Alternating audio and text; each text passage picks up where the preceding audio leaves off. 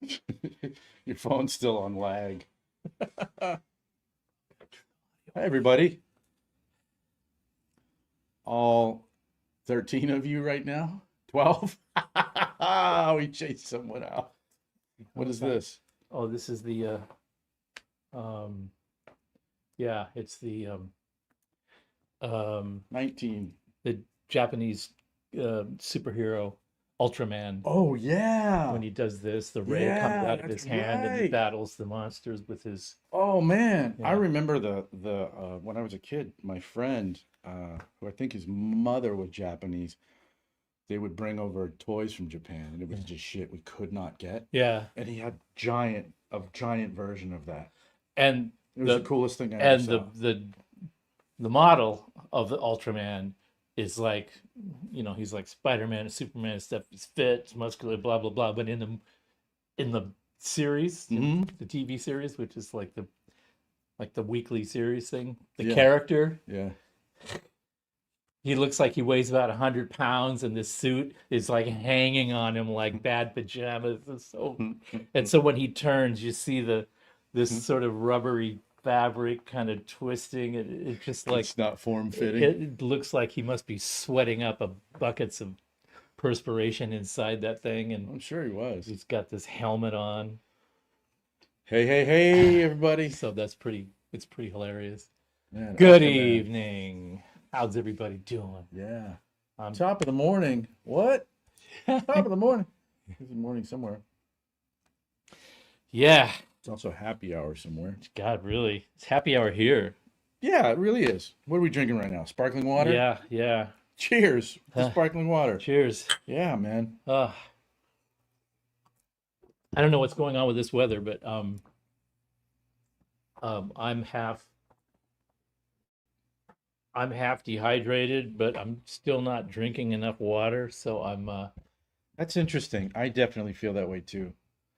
I spent a lot of the last 2 days in the car. So I have car fog.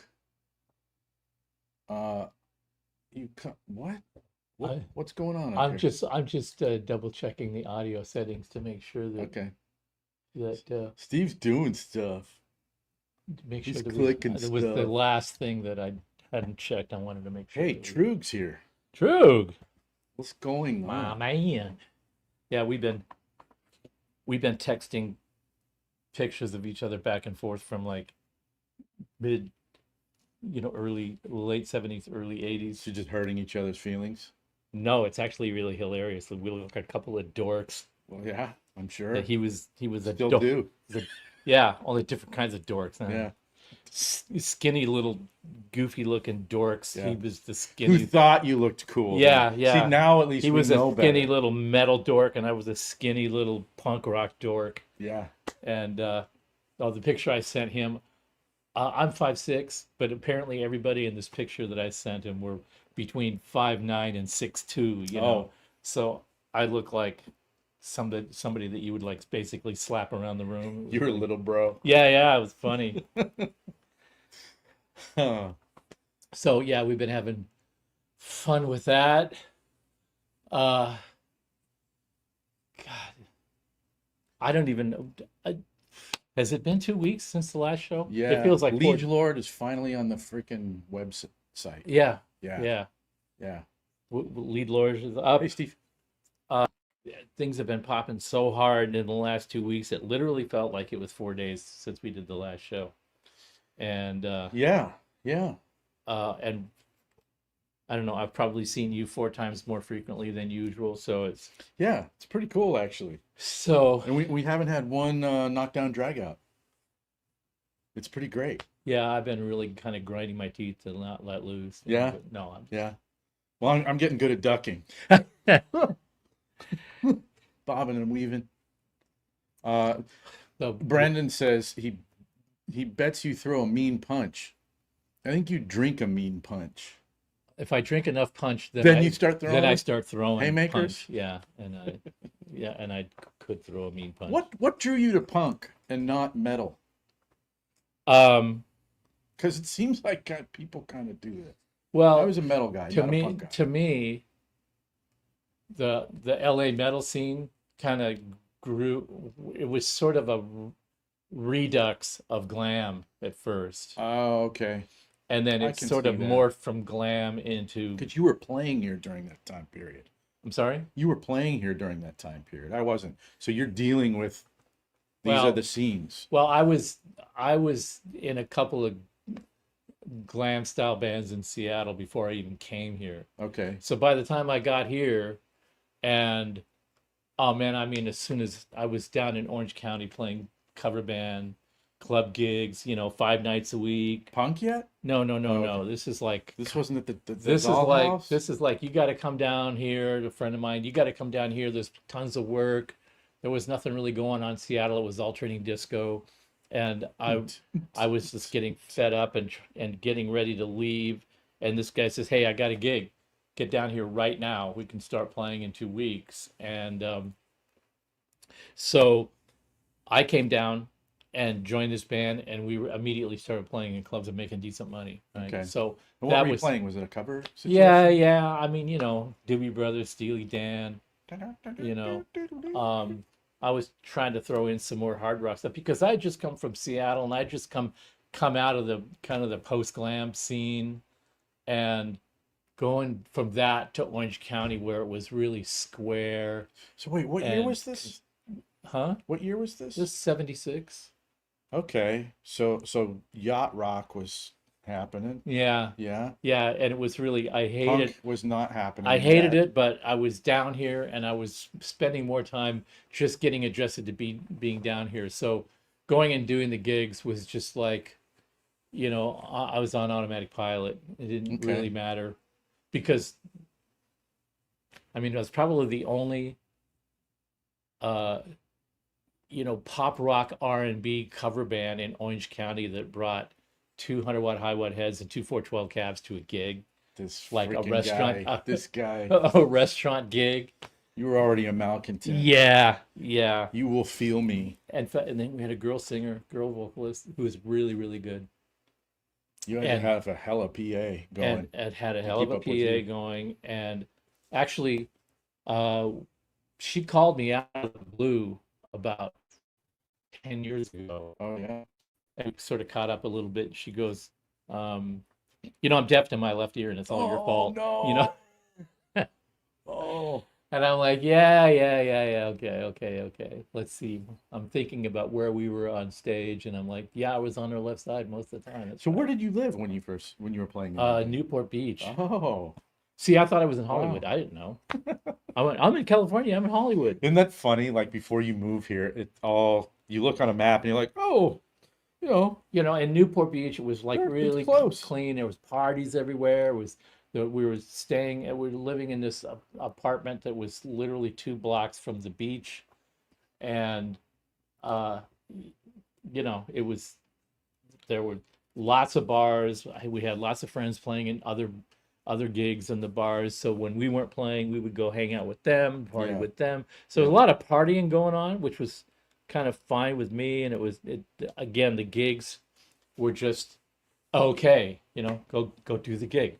And you're settling in like, Yeah, I'm not here to yeah, do this forever, yeah. but I'm here now. And then we got booked into this club on on uh, on the strip, on the Sunset Strip. Okay. Um, that was catty corner and across the street from the whiskey, Oh, called Filthy McNasty's. It's oh, now the Central, or not the Central. Became the Central, and then it became the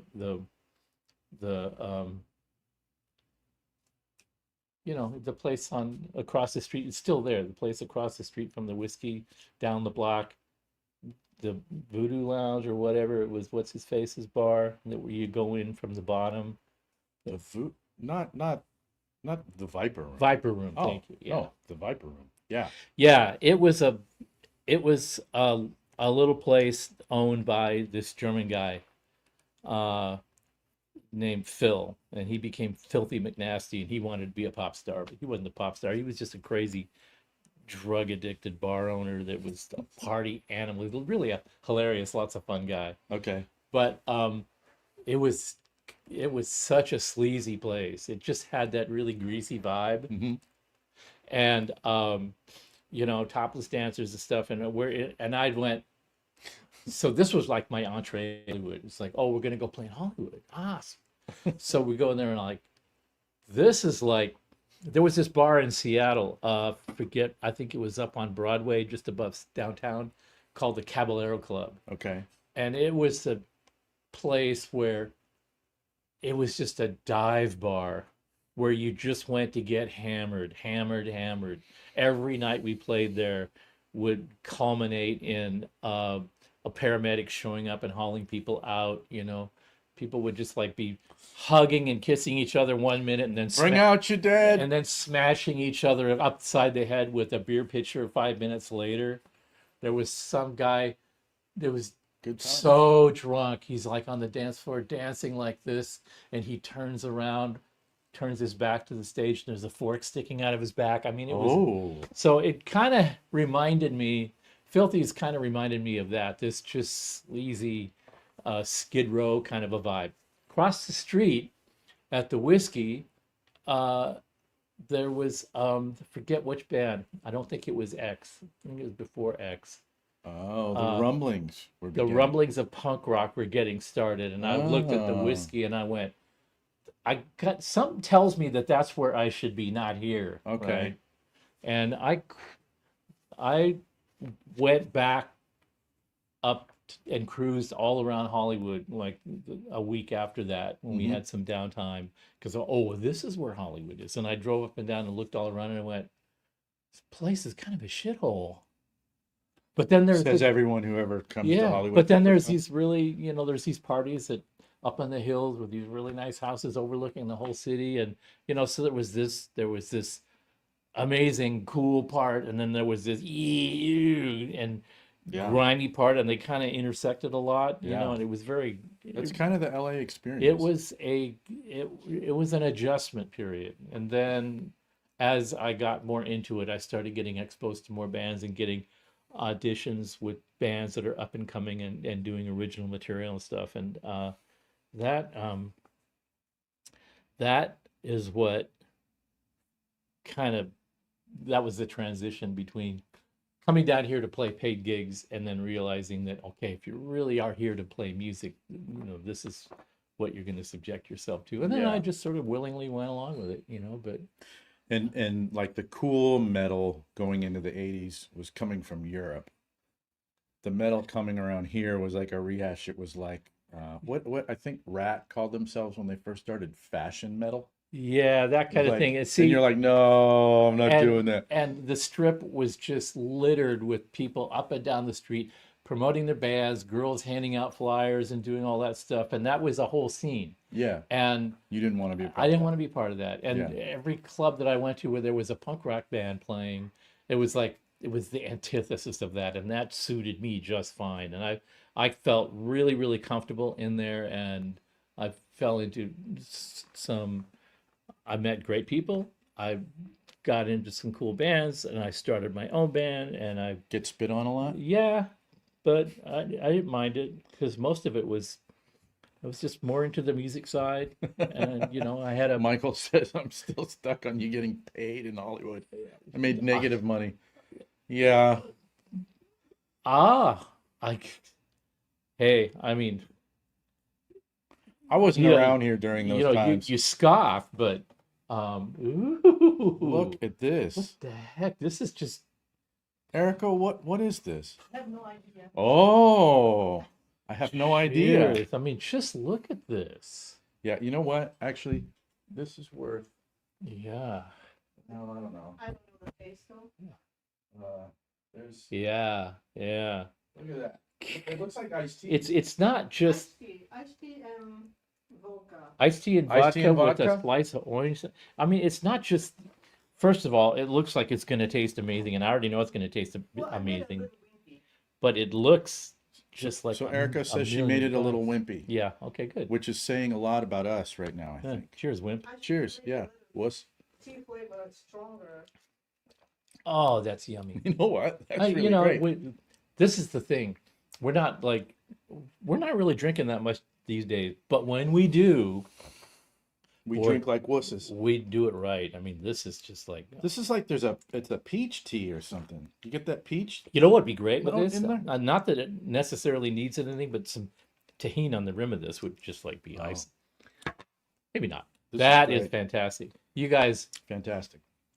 you know, I wish that we had a venue where we had an audience so everybody could try these drinks. Yeah, I know. Because they're just always fantastic. But We have to Um, do a Malcontents hang at some point. you want to talk about money? I mean, the thing about it is always had three things going on: two that generated money, and one that Took all the cost money. money, took everything out of my pocket. Yeah. So working at Valley Arts made really good money doing that, and doing original material and paying for rehearsal places and doing gigs where you don't get paid and getting people to play in your band and all that. That was all out cash outflow.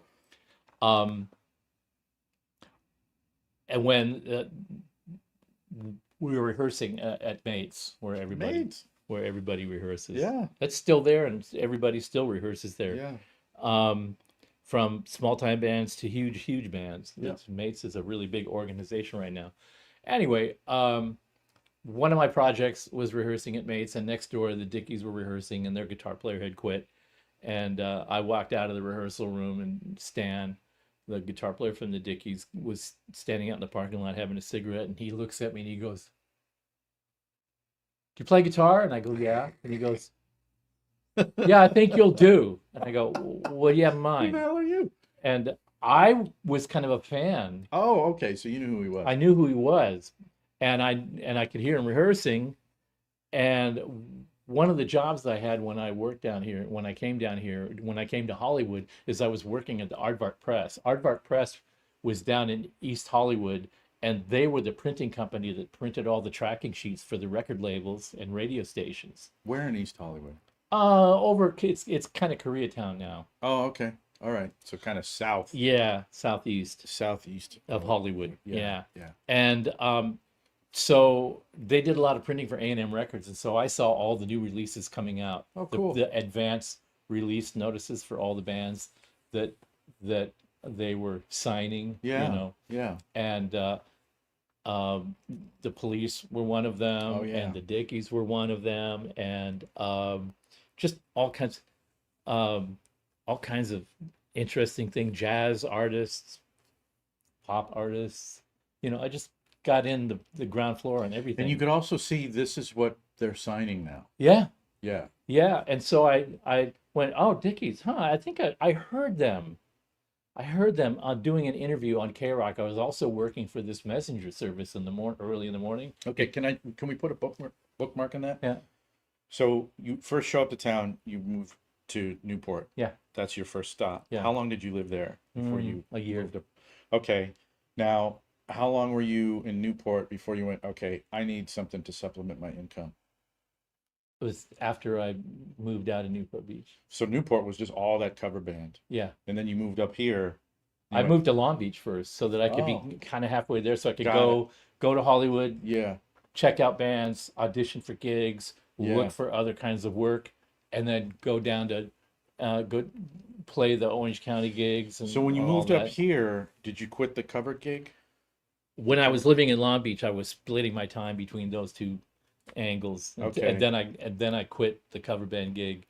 And then you're up here like, I'm going to push And- original stuff. I need a job. Yeah. I need a And so house. with Yeah. that, then I Okay. moved from Long Beach to Hollywood proper. Got it. Okay. So you're And- working at Aardvark Press. Yeah, and I saw this Dickies thing, and I was also working at a delivery service, messenger service for a real estate company. Okay. So 6 o'clock Steve was hustling. in the morning, yeah, everywhere. I was training other drivers. I was Damn, making man. deliveries, driving all over town early in the morning, and K-Rock was doing interviews. They'd have artists come in and do bands that come, and they would interview them at 6 o'clock in the morning, right? So I got to hear all these great interviews, and the Dickies were on there, and so they're interviewing the Dickies about their new album release, and one of the songs on it was "Nights in White Satin." Oh yeah, their cover of Nights in White at Satin. 300 beats per minute. And yeah, and the DJ says, so tell us about Nights in White Satin. How did you come to record that song? And he says, well, we were working on it and we had done a demo of it, and then we had actually written the song, and then when Moody Blues covered it, we thought maybe we've got something here. And I went, okay, I love this guy already. Totally straight face, Oh, that's deadpan. great. Yeah, and I just went, oh, I love these guys already. So when I ran into them a couple of years later at a rehearsal place, and they needed a guitar player, and I just went, I'm in. I didn't ask how much. I just knew that they were working regularly. Well, when I joined that band, I was making like $500 a gig. Okay. So 500 a night. So Yeah. and then when we went out of town and on tours, I made that plus per diem plus bonuses if we sold out, which we did all And the that time. was what, 1985 money? Yeah, yeah, 'Cause, yeah. You know, 80, yeah. 83 to 86. Huh. So, I always figured out how to keep a cash drawer in my house, and sort of make it from one month to the next without too much pain. But I did hustle. I did like to hustle and do all kinds of different things. I just Hustling's fun. Yeah, yeah. It was way better than having a regular straight job where you Yeah. have to do this thing every week. And then you kind of get Kind of into like a I do now, where I routine. come to work and people are telling me, you know what, you got a deadline, and where's the design, and blah blah blah blah. We need to ship this month, and Yeah, but I think you brought that kind of chaotic energy under the ceiling of your own company now. Now you have to run around and do a lot of different hustling within your own company. Like today's design, doing emails, okay, do a repair, do some QC, right? yeah, and I'm thinking to And that myself, holds your attention. yeah, and I have the same mental attitude that my boss is a pain in the ass, but I'm powerless to do anything about it, Woo! You're playing with fire right Yeah, now, baby. Fred. Yeah, yeah. So, I'm looking for those pictures that I pulled of you playing with the Dickies. Remember I showed them to you the other oh day? God, yeah. Guys, well, any questions that you pop in the chat, we're seeing them and we will get to them. I promise.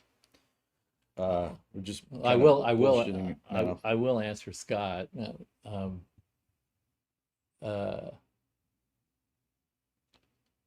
know what? I'm actually going to throw this up. Throw this little video up. Nothing actually happened to it. We built it that way. Okay. Okay, that one's been answered.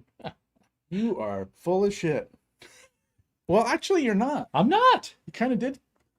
Scott, if you go on the Fryette Instagram, you'll see what that nonsense is all about. Isn't it beautiful? It is beautiful. Isn't it beautiful? And you know what? Look. It is exquisitely tuned. Yeah. That cabinet. Let me tell you. You know what's funny about this? I'm Okay. stuck. Here's what's great about stuff like this. That our little band of ne'er-do-wells at Fryette Amplification,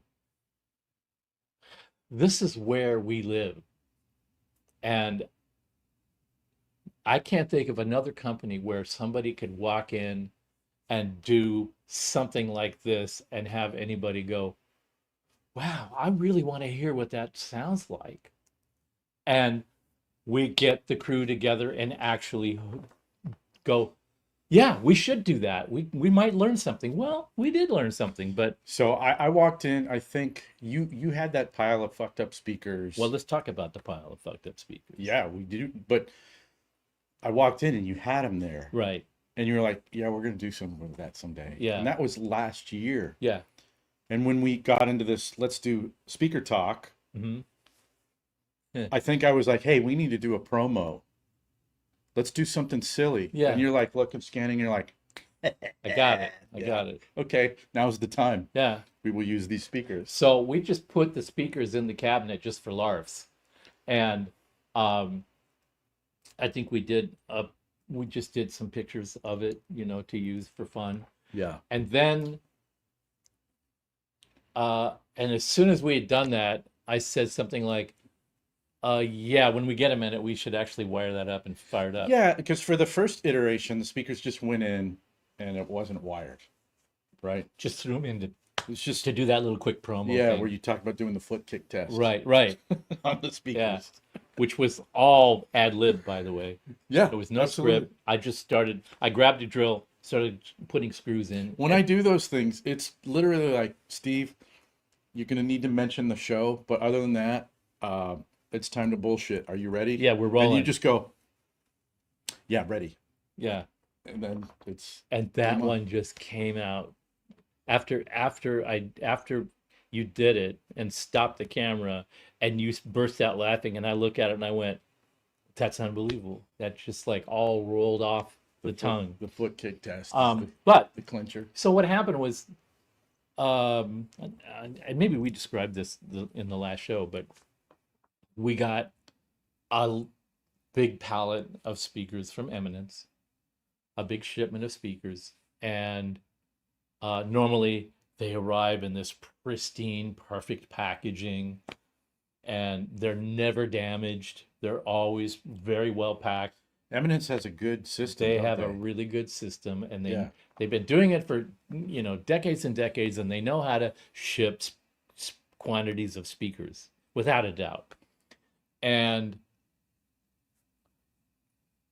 so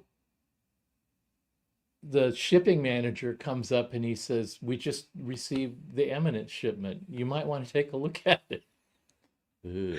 But the thing is the truck guy handed the shipping manager The manifest. the clipboard with the manifest on it and said, here, sign here. I accept this shipment as received.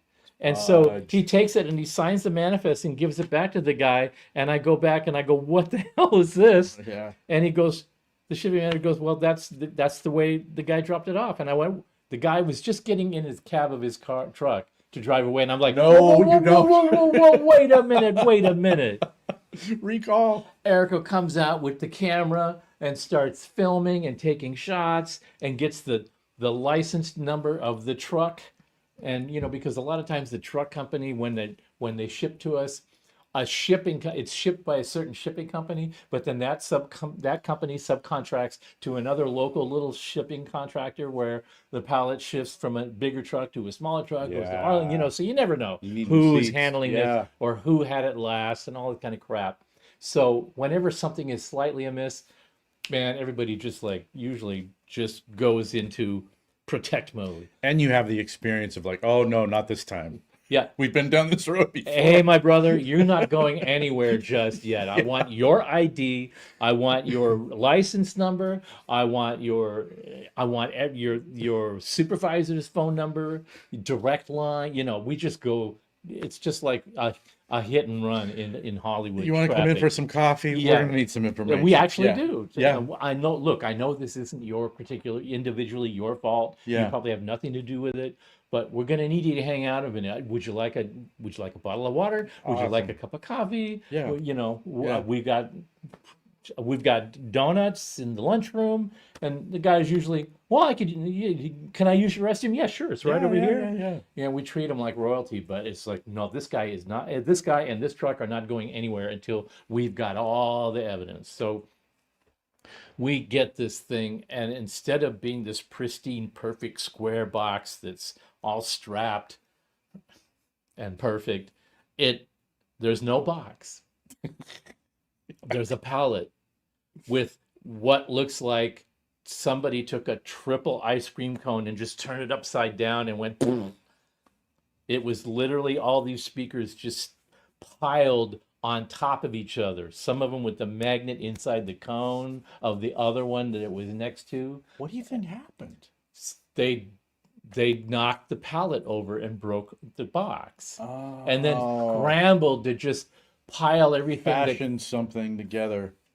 everything that fell out of the box got broken, all the speakers fell out, and they just took whatever fell out and just piled it on a pallet and just mobile wrapped the whole thing into this big mess.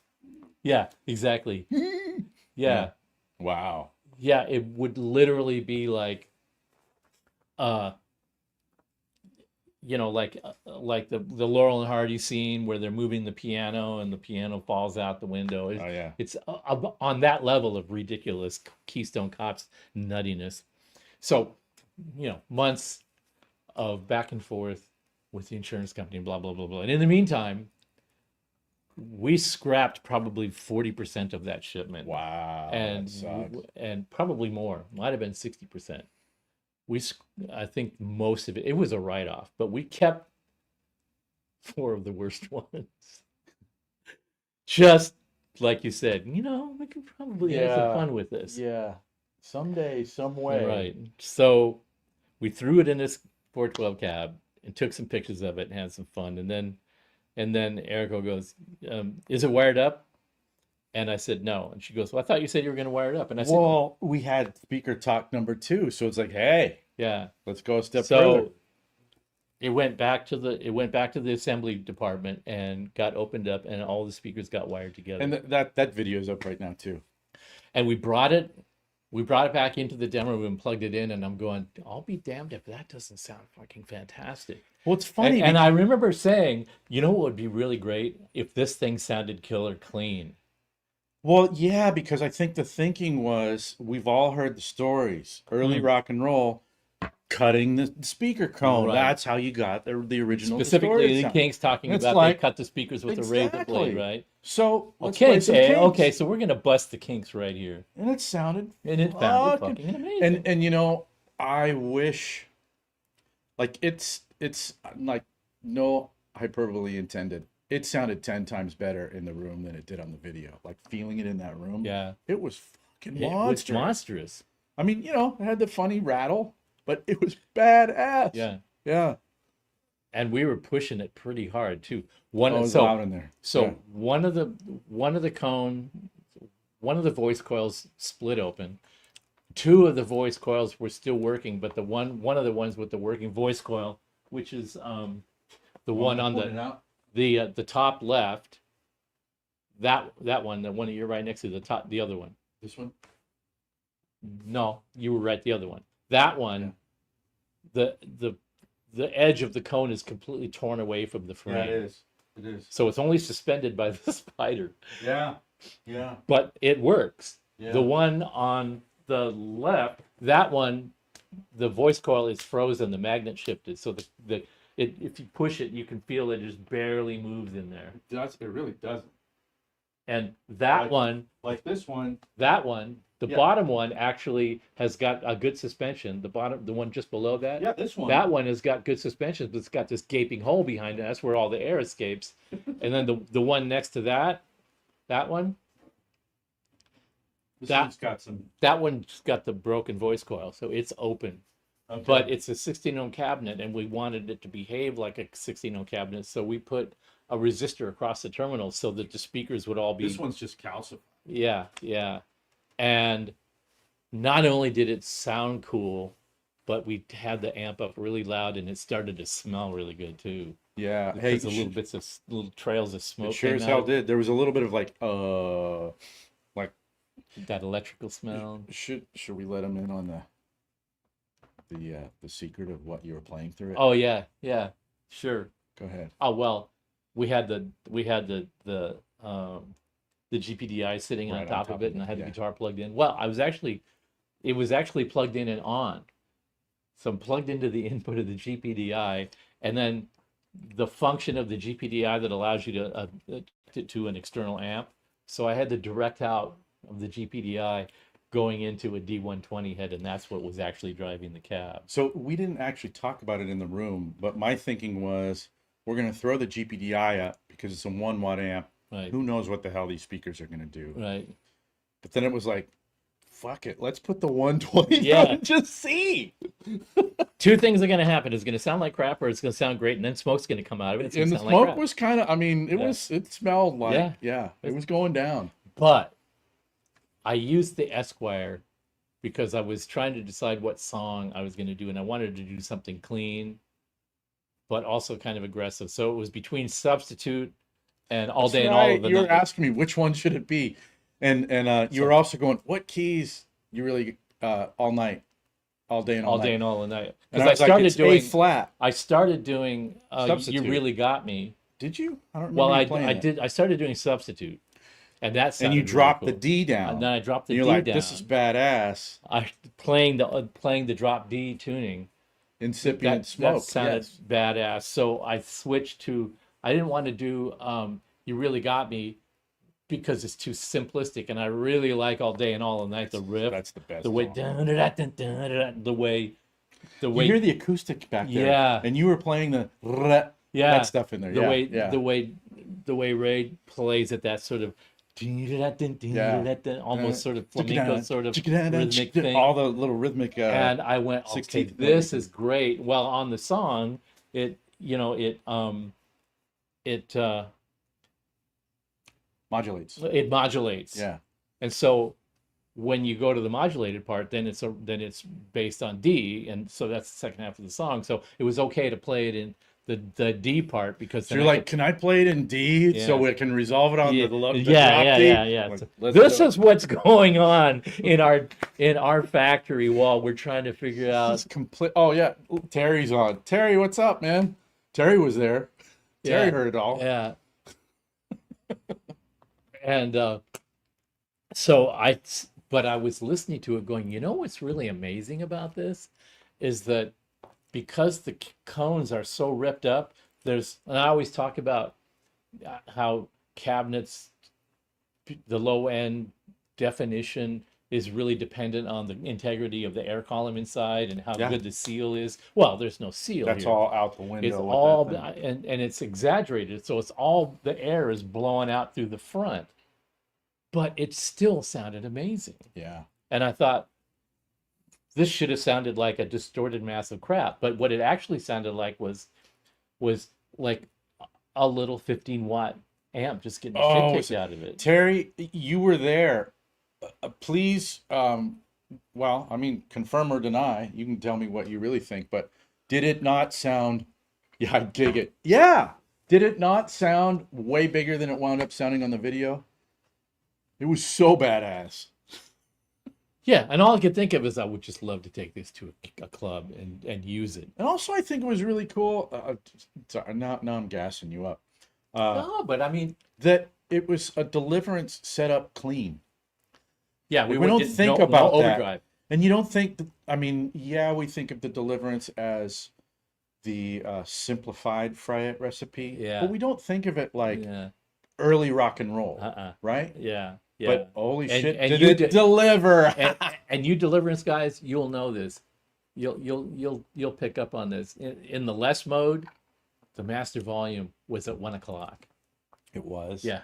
I didn't even look. Yeah. Wow. And Because it was pumping. it was pumping. We should And listen to and it I with the just thought, GPDI. I just thought, hell yes, I would gig this. I would gig it because it would sound great mic'd, and it would blow people's minds when they got up close. What the hell are you playing through? Yeah, well, was it John who was like, "What the fuck's up with that cat?" Yeah. Like anybody who would give a shit about tone would be looking at what you're and like, what? Oh, hold on. Yeah, and that was what, What are you that was what doing? that little Instagram clip was about. It's like tone is where Yeah. it's where you decide it is. Yeah. And you said something really interesting today. When you brought the cab in and we're like, you decided let's actually add it to the wall of doom over here. And you said this can be a Erico's poking their head in. Are we screwing up? Oh, okay.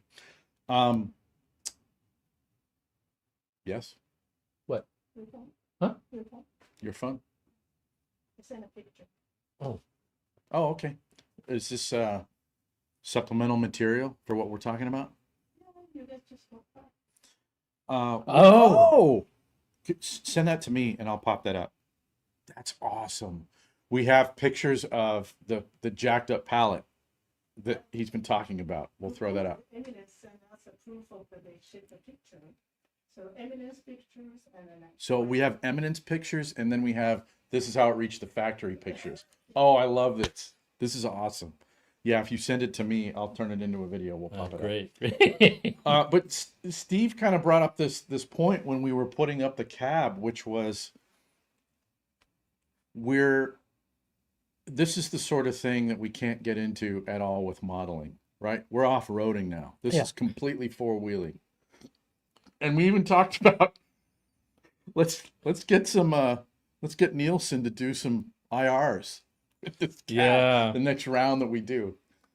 Did you send them to me? I'm gonna have to do them individually Okay. because I'm incompetent, of course. Hey, you know what? While we're doing this, I have a little clip of you playing with the Dickies that I'm going to throw up. Okay, cool. This is Steve. What years? Well, I don't know. You'll have to tell me. Would have been It's about really quick. Would have been about 80, between 83 and 85.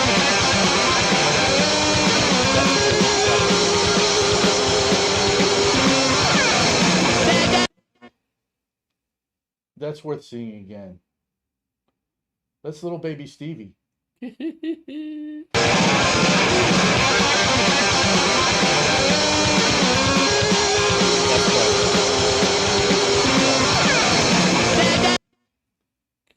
Anyway, I love that. Okay, that one. You can find that on YouTube too, by the way. If you want to see the whole show, it's up there. These aren't in any particular order. Okay. Man, this drink is fantastic. Yeah, Brendan, I have to agree with you. Steve actually looked cool in that picture. Or that video. What the hell happened, dude? Pictures of it looks like they're two of the same pictures. Well, I'll sort them out when you send them to me. Well, there's two identical ones. Let's just make sure. Yeah, I sent you two that are different. So. And actually, true, I have to say the pictures, I got a couple pictures that I helped put up on the website, on the Fry It website, and you're actually looking badass on there. And that's a really cool strat that you have. Do you still have that thing? Talk to us. Put it in the chat. I want details. Did you send them to me? Yeah. Okay. Yeah, that was a couple of years after I made that Esquire, and it's just so bizarre to think of a guitar like that was just thrown together from garbage. Oh, this is awesome That too. is after all I don't this think you know time. this. Oh yeah. That's a I'm gonna throw this one up too so they can see it. yeah. They're throwing shit at you. This is so great. Well, we played the Olympic Auditorium twice, and so that would have been one of them. One of them was for MTV for Halloween, and the other one was a large bill with a bunch of different bands on it, like GBH and Oh wow. and GBH. who else was on? God, there was a million bands, Social Distortion, and all kinds of stuff. That was great. That was Hey, who did you play with at the Dollhouse? I didn't play at the Dollhouse. A friend of the bass Oh, player that was in really? one of my bands had a band that played at the Dollhouse. Oh, because I've played there, and when I was playing there, you were making a big deal out of it. Like, holy shit. Like, that's the spot. That was the spot That was down a there. trick spot. Yeah. This little thing, not much bigger than an outhouse. It had a bar in it with like, I don't know, 6 stools in front of the bar and like maybe 4 tables. Yeah. I think they could get 25 people in there on a good night. Yeah, but people spill out all over the place. Yeah. All over the It ground. was in this junky part of town. It looked like, It's like, it feels like, is it Anaheim? yeah, It's around like the Anaheim. super industrial outskirts of Anaheim, in a little corner of the interstate. That's if I a remember- residential house that they build all this industrial shit around it. Yeah, And it's in the middle of nowhere still. yeah. Yeah. It's still this little The hole in the Dollhouse. wall. Yeah. It's still there. And I remember telling you, I don't know, I have a gig tomorrow at the Dollhouse, and you were like, hot shit, serious? But yeah, so when I listened to that cab, and then I went, you know what's really funny about this and what's glorious about it at the same time is that we're doing this totally tongue in cheek, like this is just like a gag, right? Yeah. Only we're going, you know, there's something, there's a takeaway here in this, Right.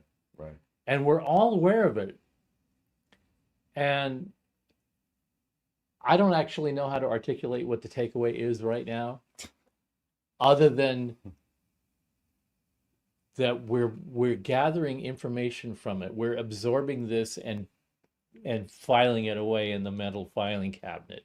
There's things going on here that are fun and exciting, and it's also kind of a line in the sand. It's like when you think about experimenting with stuff, we all tweak and mess around and experiment and try things together and blah blah blah.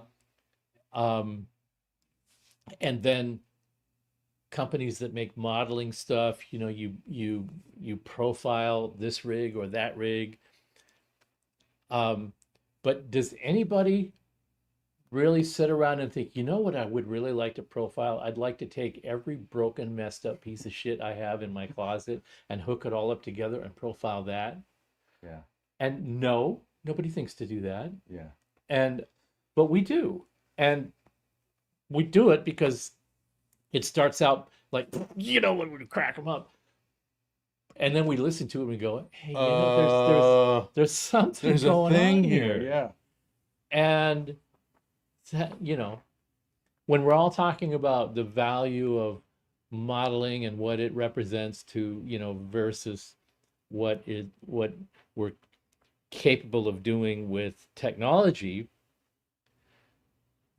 it's sort of like the punk rock ethic of trying stuff. Yes. Which is, at that time, it wasn't about, well, hey, the Ramones are using Marshalls, I'm going to use Marshalls, or the Clash are using a Mesa, you know, when they were huge, so I'm going to use that, because that's not what they were using when they were first getting up and running. They were using crap. Right. I mean, when Quiet Riot was getting started, they were using, it was like Randy Rose is using a PVPA head and some garbage cab, you know, and we were using what we could afford, and what we could afford was something not much more expensive than eating ramen 5 nights a week for dinner, because that's what we could afford to eat on a regular basis, and that's how we lived. So you just dragged whatever piece of crap that was just marginally functional to the gig, and nobody gave a rat's ass about it, because what you did was you tore the place apart. Yeah. And you threw yourself into it, and a crappy guitar and a crappy amp and a crappy drum kit, and you know, the bass player can't make it to the gig because his car broke down halfway there, and he only had a bass anyway, and he was hoping to use the bass player in the other band's bass amp because he'd hawked it or something. There was always this sort of just getting to the gig, Yeah. and getting up on stage and going, okay, now we have to like get these people excited, even though we just barely made it there with enough junk to actually maybe make a little bit of noise. And I think that was sort of the Ramones' thesis, was this is all about throwing yourself into it, and it's not about the stuff that you're using. And there was this place in Hollywood Right. he used to play at called Blackie's, and it was down on La Brea. Yeah, Steve, you go for the show. And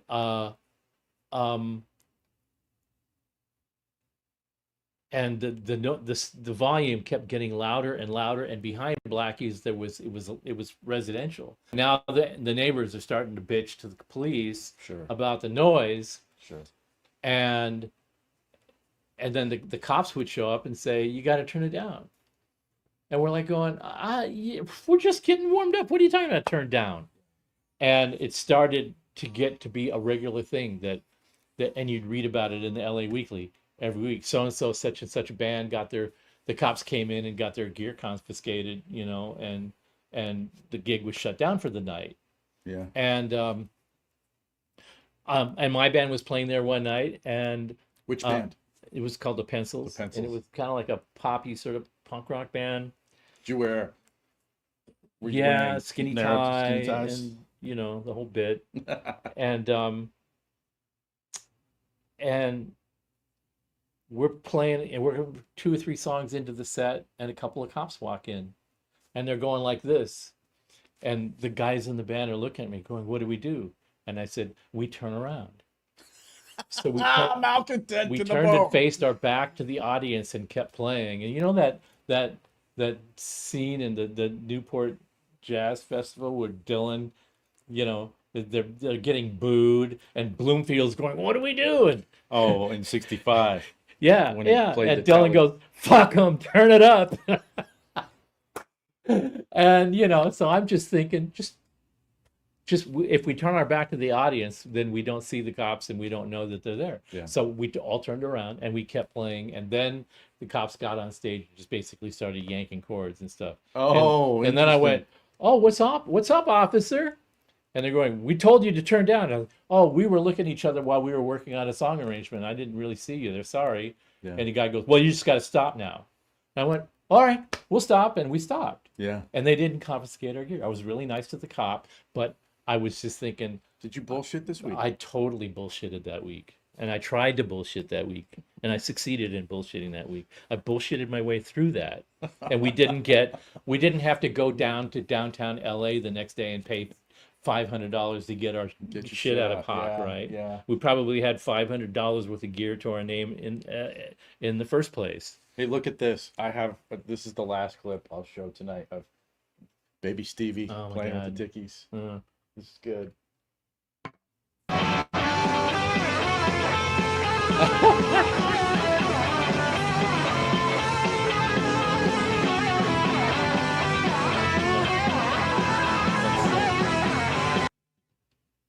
People are throwing shit at you, man. Yeah, yeah. Look at that again. Yeah. One more time. One more time. Wow, I mean, it's like, I don't know. Look at like 3,000-4,000. The mosh pit was huge. Yeah. Hey, you know what? And I'm not really into reminiscing. I'm into the present day thing. I'm in the present moment at all times. That's my fault. But I put you on this. No, but that's okay.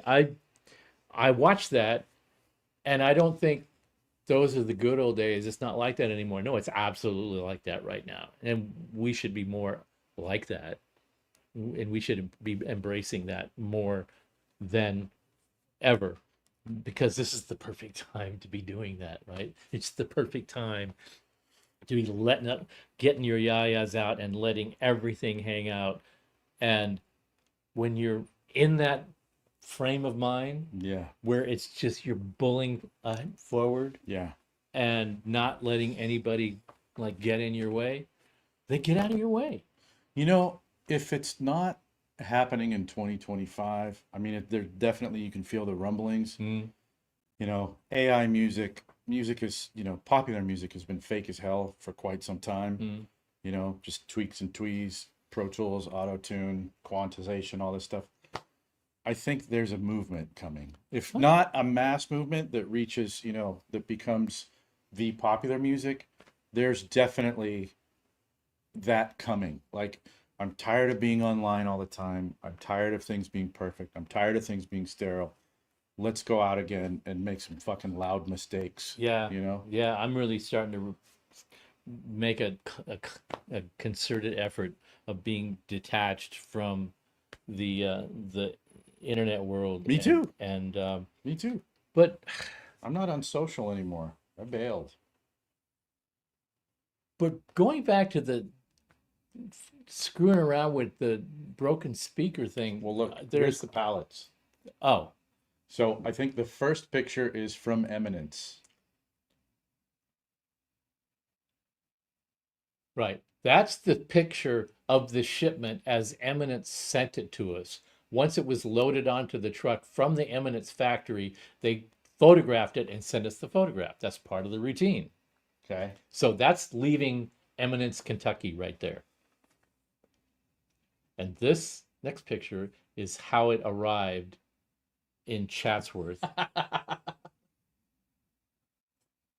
And it's too bad we can't zoom in on it, but you'd be able to see that there is there's a can they see me? Or can they only see the picture? Do you want to be full on? Yeah. Yeah. So there'll be a speaker that's like this with the magnet on the bottom and the cone on the top. And then there'll be another speaker sitting on top of it with the magnet in the cone of the other Oh, speaker. wow. And 3 or 4 of those stacked on top of each other, which is what results in that. But still, there's inspiration in there. There's excitement and there's fun. And there are flavors of excitement and fun and craziness. Actually, I think that's mine because there's more in it. You don't want much. It looks like about the same to me, but Oh, really? Thank you, Erico. So we're The ice cream times. we're transitioning to chocolate this episode. And so what we have here is Jenny's I've never seen this. Jenny's Darkest Chocolate. Where do you get it? It's pretty well distributed. This came from this one came from Whole Foods. Okay. Gelson's and other places have it. Let me see what's in it. Milk, cane sugar, cream, cocoa powder. I noticed with the chocolate ice creams, all the cocoa powder is processed with alkali, and I don't know what that means. But this has got the least amount of ingredients in it that are like. People are saying hi to really... you, Erico, in the chat. I mean, oh my God. Come back here. We're an appearance. Look at this. Yeah. Yeah.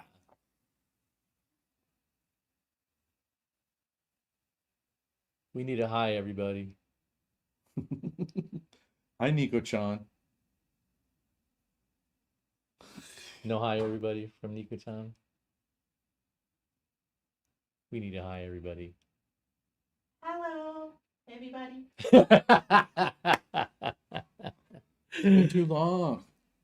Let's try this.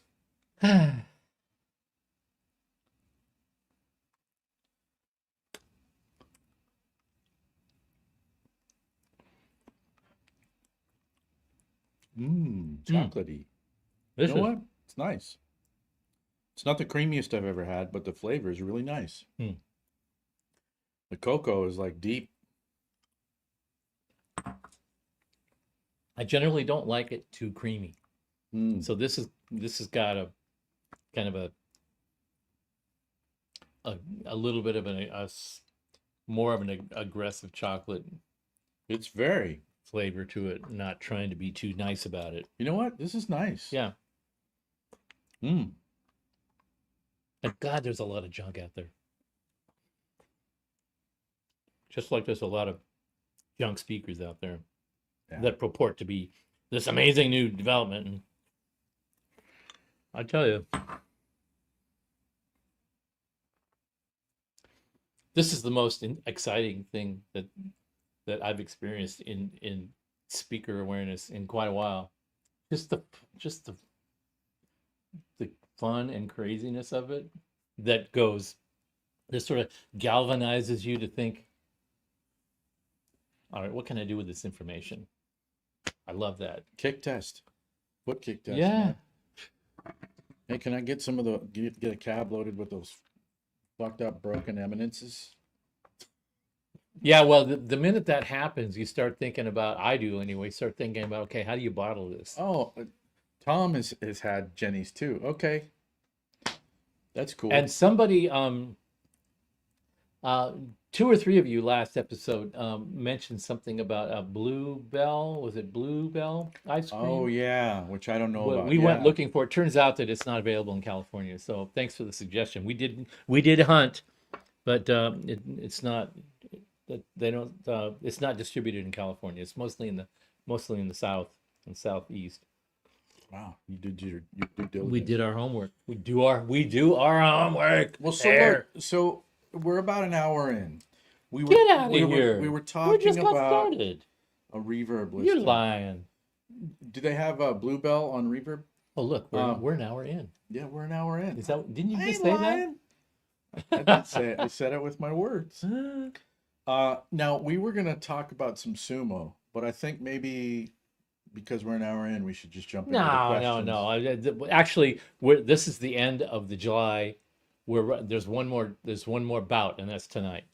But we're at the end of the July tournament, the July sumo tournament, and it has been really cool. Now, I don't know if any of you are into some sumo or not, but I am, and there's been some really exciting developments. And one of the things about it is that there are sumo stars that the presumption is they're going to be reigning the day during the course of the tournament. And what's happening in this tournament is they're all getting their asses kicked by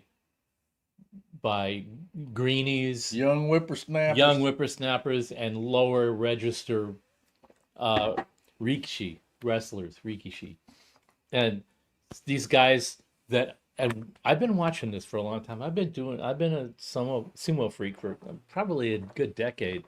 And it blows my mind to see guys that I have been watching kind of like getting their sea legs, and getting their skill set together and blah, blah, blah.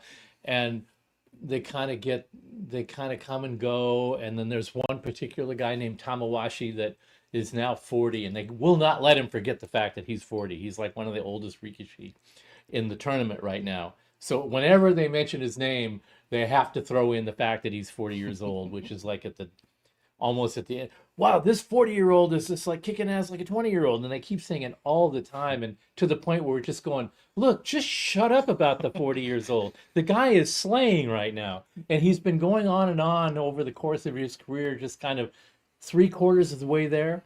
But in the last tournament, he's like been on this slash and burn campaign. Oh, where he's just knocking people out, like all the very top tier. The very top tier is the Yokozuna. These are the guys that either they spent the last 10 years honing their craft and they're at the top of their game, or some new whippersnapper comes in and just erases everybody and he becomes a Yokozuna like within the first 2 years of. What's the typical age when people enter into professional sumo? 15. 15. And then what's the mean of people reaching Yokozuna? Well, from the time they actually start in the entry level of sumo to where they get up to the level where the pro level, the main level, where like reaching the major leagues. Right. Yeah. They're usually entering there between 20 and 25 years old. So they've got a lot of experience behind them. Wow. But there's a couple of guys, one named Onosato. He's 22 and he's been at it now 3 years. And he's just became a Yokozuna. Other guys, it took them 10, 15 years to get to that point. Other guys became a Yokozuna and they've like had 10. The long path. They've had 10 Emperor's Cups, They've taken 10 championships in that amount of time. Well, Onosato has taken 3 championships in his 3 years now so far. So, and he's like considered unstoppable. And he got his ass fucking kicked 4 times now in this. 4 times? Yeah. You told me about the first time. Yeah. Well, it's happened 3 more times since then. And he's just like, what's happening? The people coming up under him, I think, are energized. They're like, if he can do it, because he came in and ended up outranking all these people that have really worked hard at their craft for all these years to get up there. And this guy made it. It's almost like, if I'm speculating, but it's almost like this guy got there so quickly that all the underclass guys have decided, I'm going to show this. Well, it almost seems like there's a technical issue that people have figured out and they're exploiting it, and he hasn't had time to fix it because he's greener than I have noticed that they are the people that are working their way to the top now have changed their strategy. They've gone from certain kind of classic moves to now they're focusing on speed and power. Speed and power. Right out of when the referee goes, okay, go, They're not like strategizing anymore. They're just going straight They look for like it. rams. They're ramming. Yeah. Yeah. They're like rams, and they're just overpowering their opponent with just sheer velocity. Mm-hmm. And there's one guy who I really love. He's one of my favorites. Called his Rikishi name is Ura, and he has a pink mawashi. Now the belt that they wear, it looks like a big diaper, is actually a silk. It's probably 25 feet long piece of No kidding. fabric that they wrap around and under, and it's just like this whole everything in sumo is this big sort of not a routine. It's a procession and a ritual. a ritual, Yeah. right? Yeah. Everything about sumo is a ritual. Yeah. First and foremost, sumo is about entertaining the gods, pleasing the gods. It's not about beating somebody or winning and being macho. In fact, if anything, the more deferential a rikishi is to his opponent, the more respect he gets.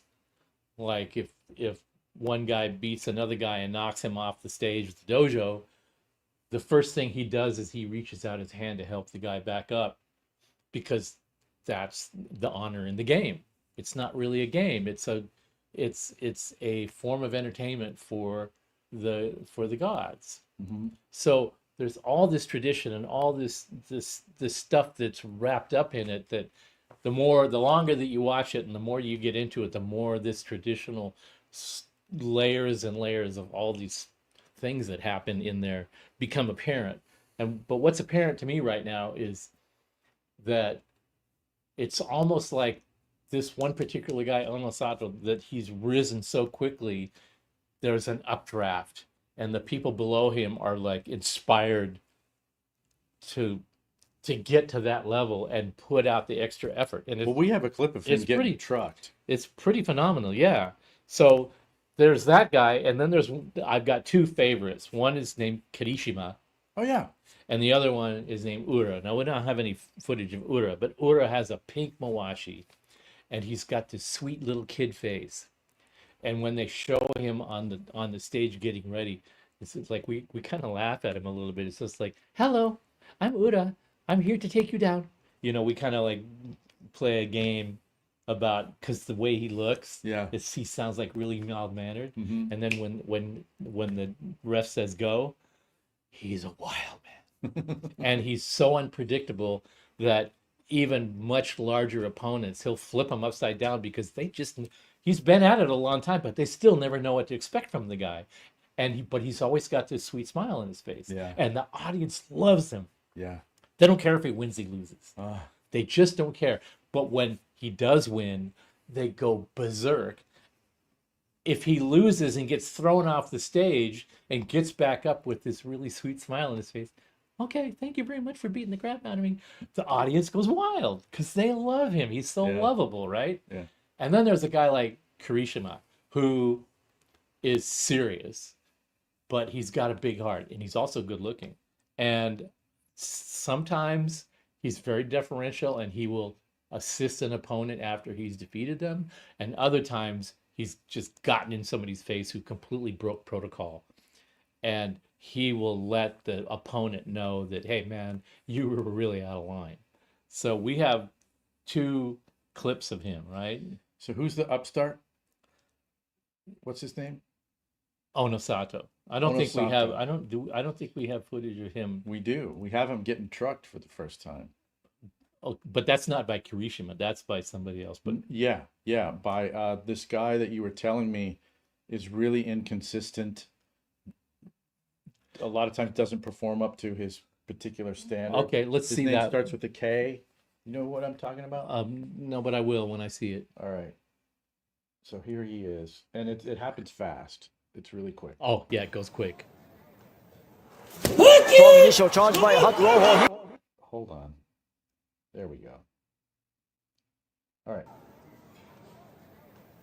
Strong initial charge by Hak Roho. He goes for a snap down and he defeats Onosato.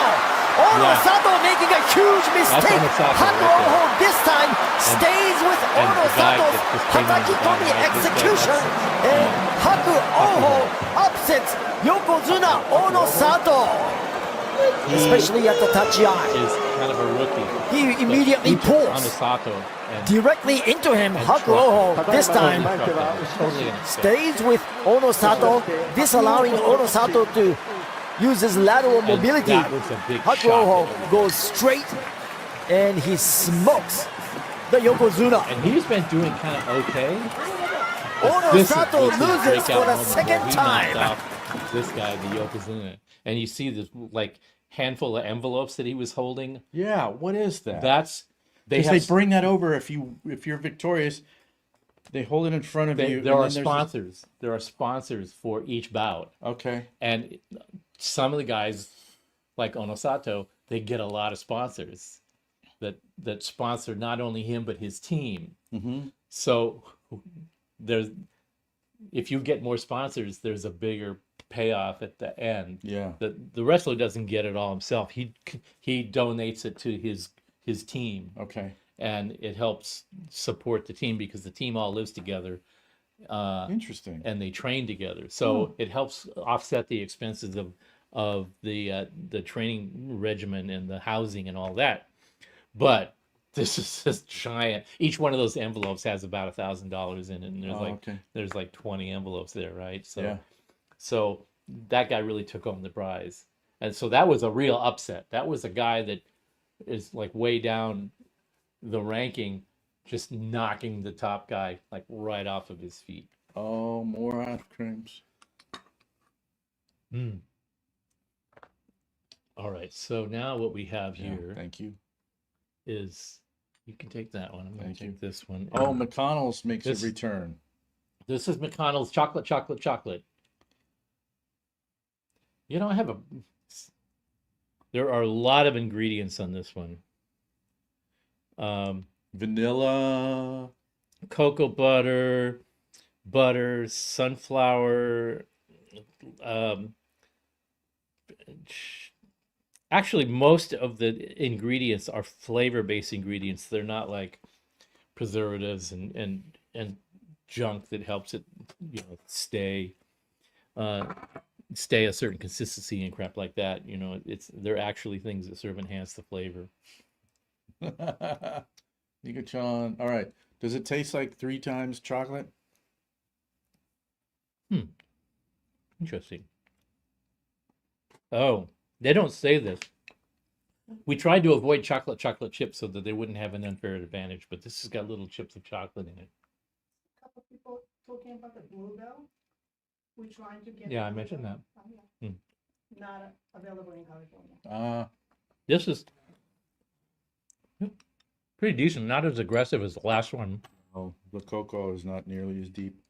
And they're kind of cheating by not saying that it's chocolate chip. I tried to avoid chocolate chip so they wouldn't have an unfair advantage, but they didn't mention chocolate chip on the label. It's got chocolate chip in it, so to me that's cheating. Anyway, It's nice. A So- little creamier than the Jenny's. so you saw Hakuoko, he's kind of squinting his face like, you're not supposed to smile. You're not supposed to go, yeah, I won. You're not supposed to do it. You're supposed to keep it really Yeah. close to your vest. Yeah. We're not doing a sack dance. We're not Right. spiking the football. Or if you lose, you're not supposed to make a nasty face and Yeah. like, you're not supposed to be expressive about your disappointment. You're supposed to keep all that shit parked. Yeah. And so Hakuoko is kind of crossing the line a little bit. He's overjoyed. He's trying to hold it back. So that's really interesting. So what do you got next? This is I can't see. I need these. What's his name? Kirishima? Kirishima, yeah. This I believe is the first bout where you said his opponent Was out of line, right? yeah, Okay, like too great. much slapping action. Right. Well, yes, Kirishima is the one on the right, and his opponent on the left is in trouble, and it's face slapping is legal. but within certain boundaries, and it has to be in the effort. It has to be strategy. It can't be anger. It has to be part of your overall strategy. Usually a face slap, you're trying to shock the opponent. Like if they're going to drive at you, you slap them in the face. Sometimes it throws them off their game, and then you get an advantage, right? It's not meant to be rude. But if you go over the line, then it is rude and nasty, and you can actually be penalized for it. And so this is an example of some guy that got in trouble, and he's like just maniacally flailing against Kirishima to the point where he hit him in the side of the face really close to his eye, and you can see afterwards Kirishima's got this red around his eye. Kirishima, at the very end, it's interesting because he doesn't go right back to his side. He kind of walks up like, he walks. saw that, bitch. Yeah, watch that. Yeah. Watch the end of that little bout where Kirishima follows the guy to his end of the stage and gives him. You don't really you see. He doesn't do it, but he's there. Like he's like gets right in the guy's face. He doesn't slap him or do anything about it. He just gives him this. You are out of line, motherfucker. Yeah. So We have Kirishima and Onokatsu meeting for the very first time. And you can see by the scores. Kirishima is another Rikishi at 1 loss. 6-1. Kirishima looks determined to finish with another impressive record. 2 wins and 5 At 29, he has no time to waste. Onokatsu scored his second win yesterday. He wants to keep things going. Strong charge by Kirishima. Onokatsu pushes back. Kirishima rallies. Onokatsu goes for the slapdown. Onokatsu putting up a fight. On Sekiwaki Kirishima. Kirishima goes inside with the right and he goes forward. And he is able to come out on top in the end. Now look at his eye. He's got this redness around his eye. Another strong performance by the former Ozeki, now competing at Sekiwake. Kirishima cruises to 7-1.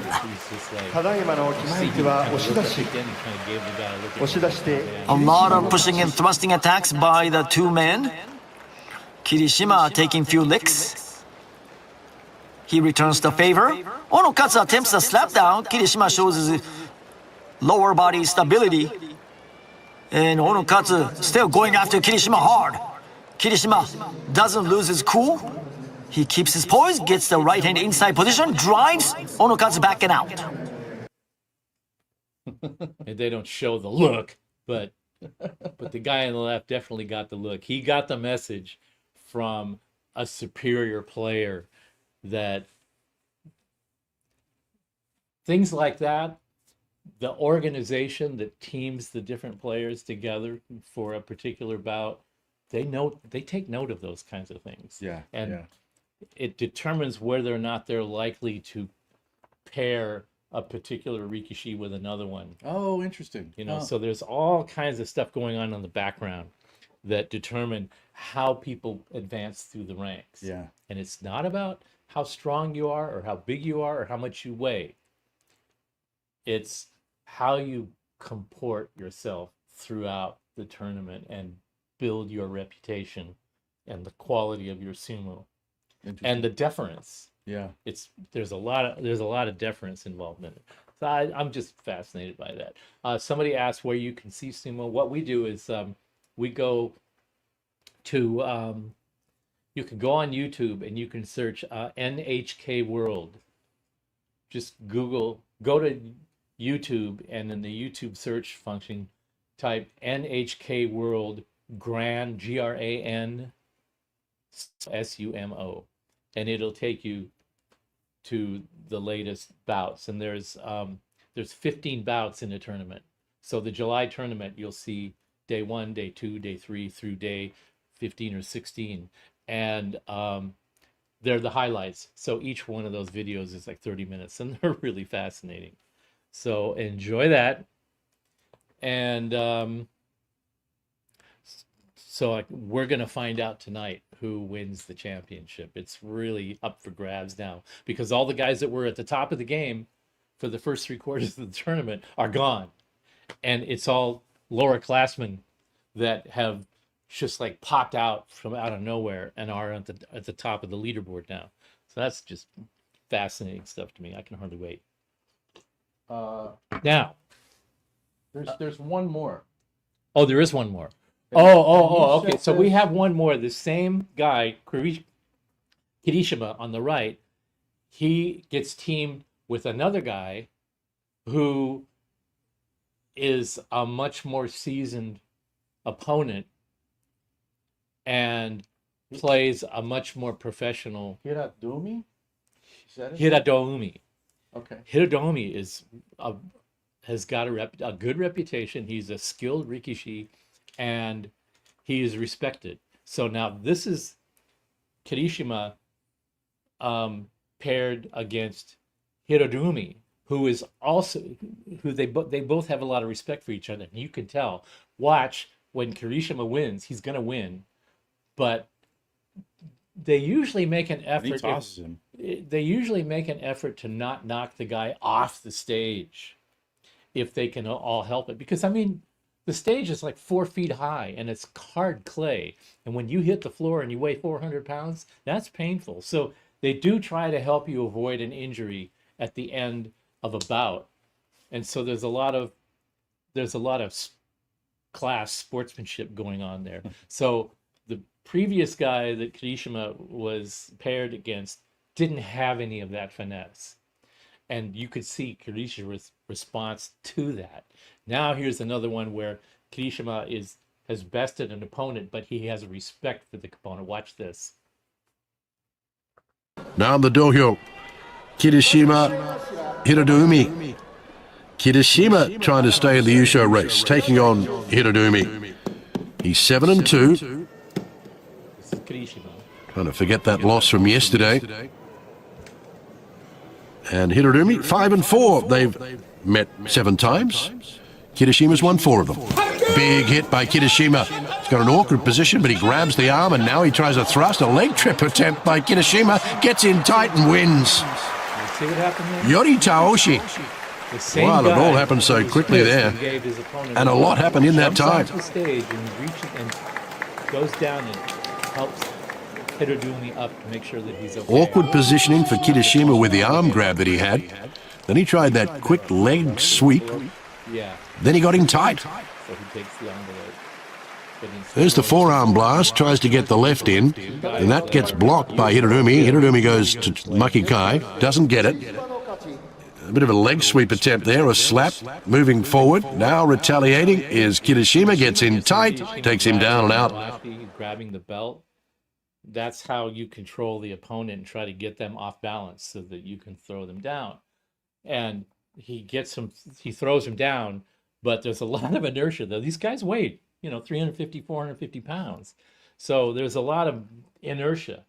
So if you respect somebody, you're going to try to break the inertia so they don't hurt themselves going off. And you can see him jump down and like, hey, bro, you Yeah, all right? yeah. Here, can I give you a hand? And the other guy, if he's okay, he'll usually just do a little hand signal, I'm okay. Yeah. And they'll walk away because there's a lot of this I don't want you to help me out. sort of sportsmanship. Yeah.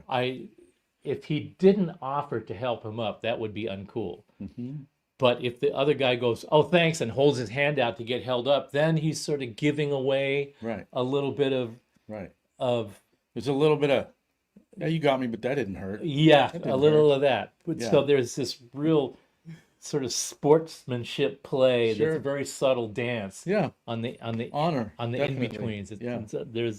That's a really big deal in this sport. Yeah. So anyway, that was fun that we got to talk about that because that's what I've gets wanted me. to do that for a while. Yeah, You ready to answer some questions? yeah. All right.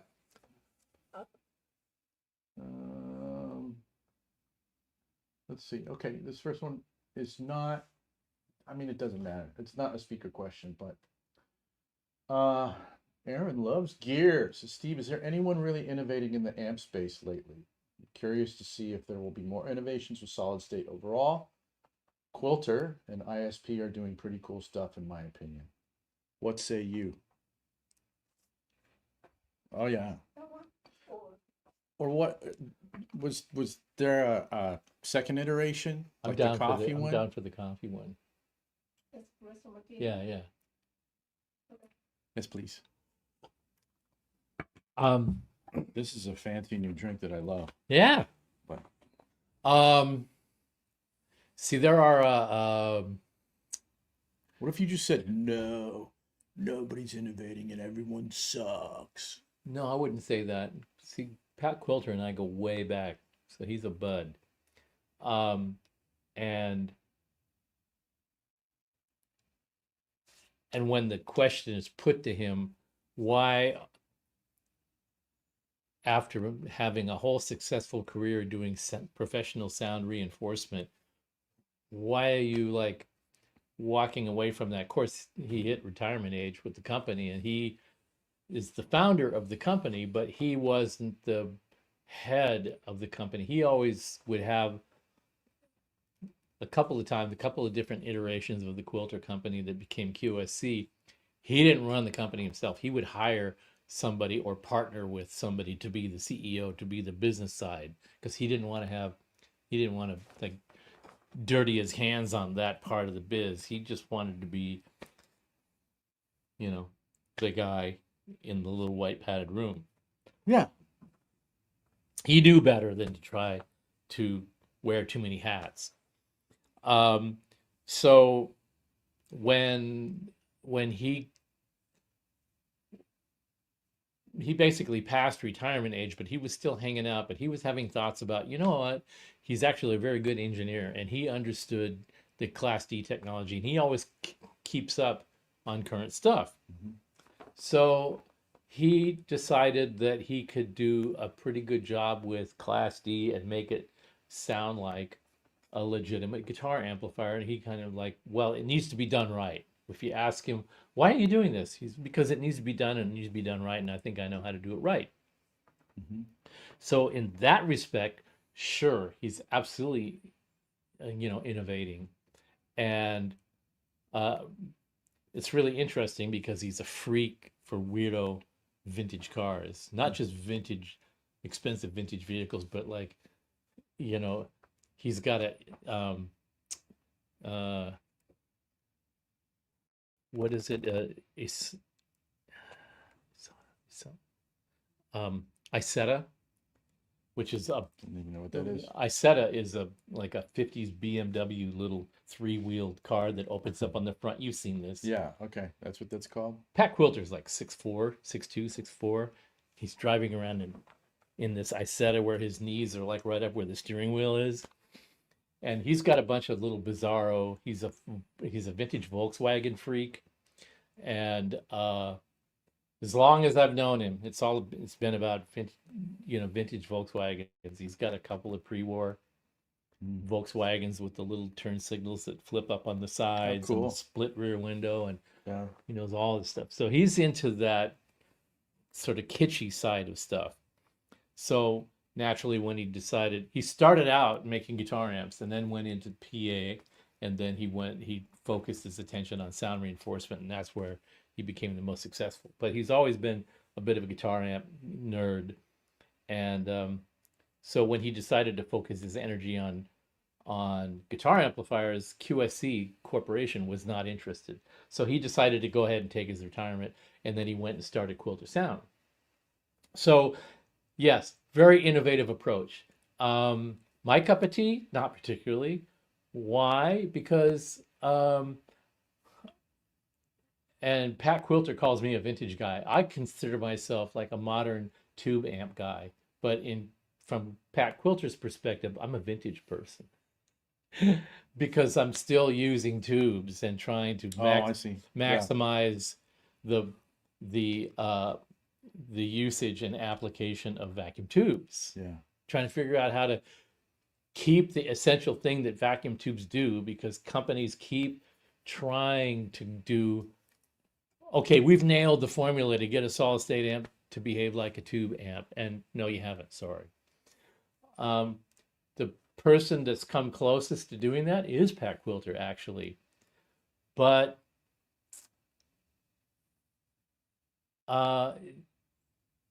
people that have grown up with that stuff and are intimately familiar with it or used to it don't see it that way. They see it as it's kind of like in the modeler space. It's convenient, small, light, and affordable. Mm-hmm. And it does sound really good, but it doesn't really sound like the guys that are into like surf music, for example. And Pat really relates to this because his brother is a big surf guy. His brother Matt is a guitar player, and he's got a surf band in Southern California, and they play surf gigs all over town, and he's really good at it. And he has quilter amps because his brother makes quilter amps, so he uses quilter amps on some gigs, but on the bigger gigs, he brings like a blonde bandmaster, a blonde twin. You know, I mean, he's got a bunch of vintage Fenders because he grew up on vintage Fenders, right? Yeah. So, you know, he's got the little reverb box on top of the amp, and he's got the authentic Digdale. You know, I mean, he's really got it down cold. But on the little smaller gigs where you don't have any space, yeah, he brings the quilters, and he sounds just as good. But you can certainly tell. Now, I don't know who else I would say is innovating in solid state. It's funny about solid state when you think about it. When you think about modelers, for example, when you think about where modelers came from, where transistors came from, you go, all right, there was tubes. They were big. They made radios. They made transmitters. They made, industrial applications for tubes, and they were big. Tanks. They were just big ass tubes because they started out being light bulbs, and then, hey, we put a couple of more conductors in there, we can get it to do more than just a light bulb. We can control the flow of current inside the little vacuum bottle. And so the light bulb gave way to the diode, and then the triode, and then the pentode, and so on and so forth. They just kept adding more conductors inside the little bottle to control and manipulate the flow of electrons inside the bottle. Okay, so initially they had this big thing that they were working with. And then as the technology evolved, they started shrinking it down. We don't need it to be this big, especially like for a preamp tube. Sure. A 6SN7, 6SL7, a big giant bottle. It's about the size of a 6V6. That's a preamp tube, a dual triode. Doesn't need to be that big. Doesn't need to push that much current. It has arrived. Thank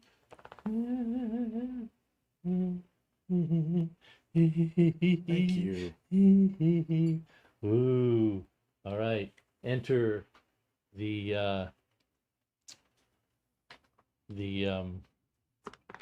Espresso martini. espresso martini. Cheers. And cheers to you, Erico. It's really bitter too. Bitter?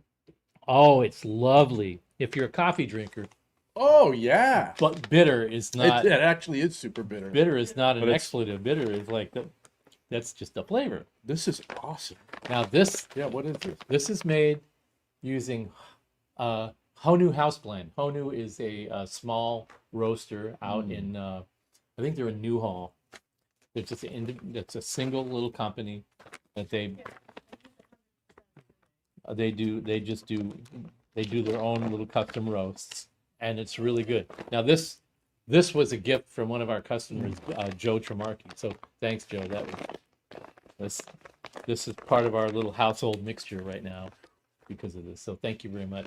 That is awesome. And this is what is in our espresso martinis today, along with a liqueur called Mr. Black. So, that's fantastic. Yeah. Fantastic.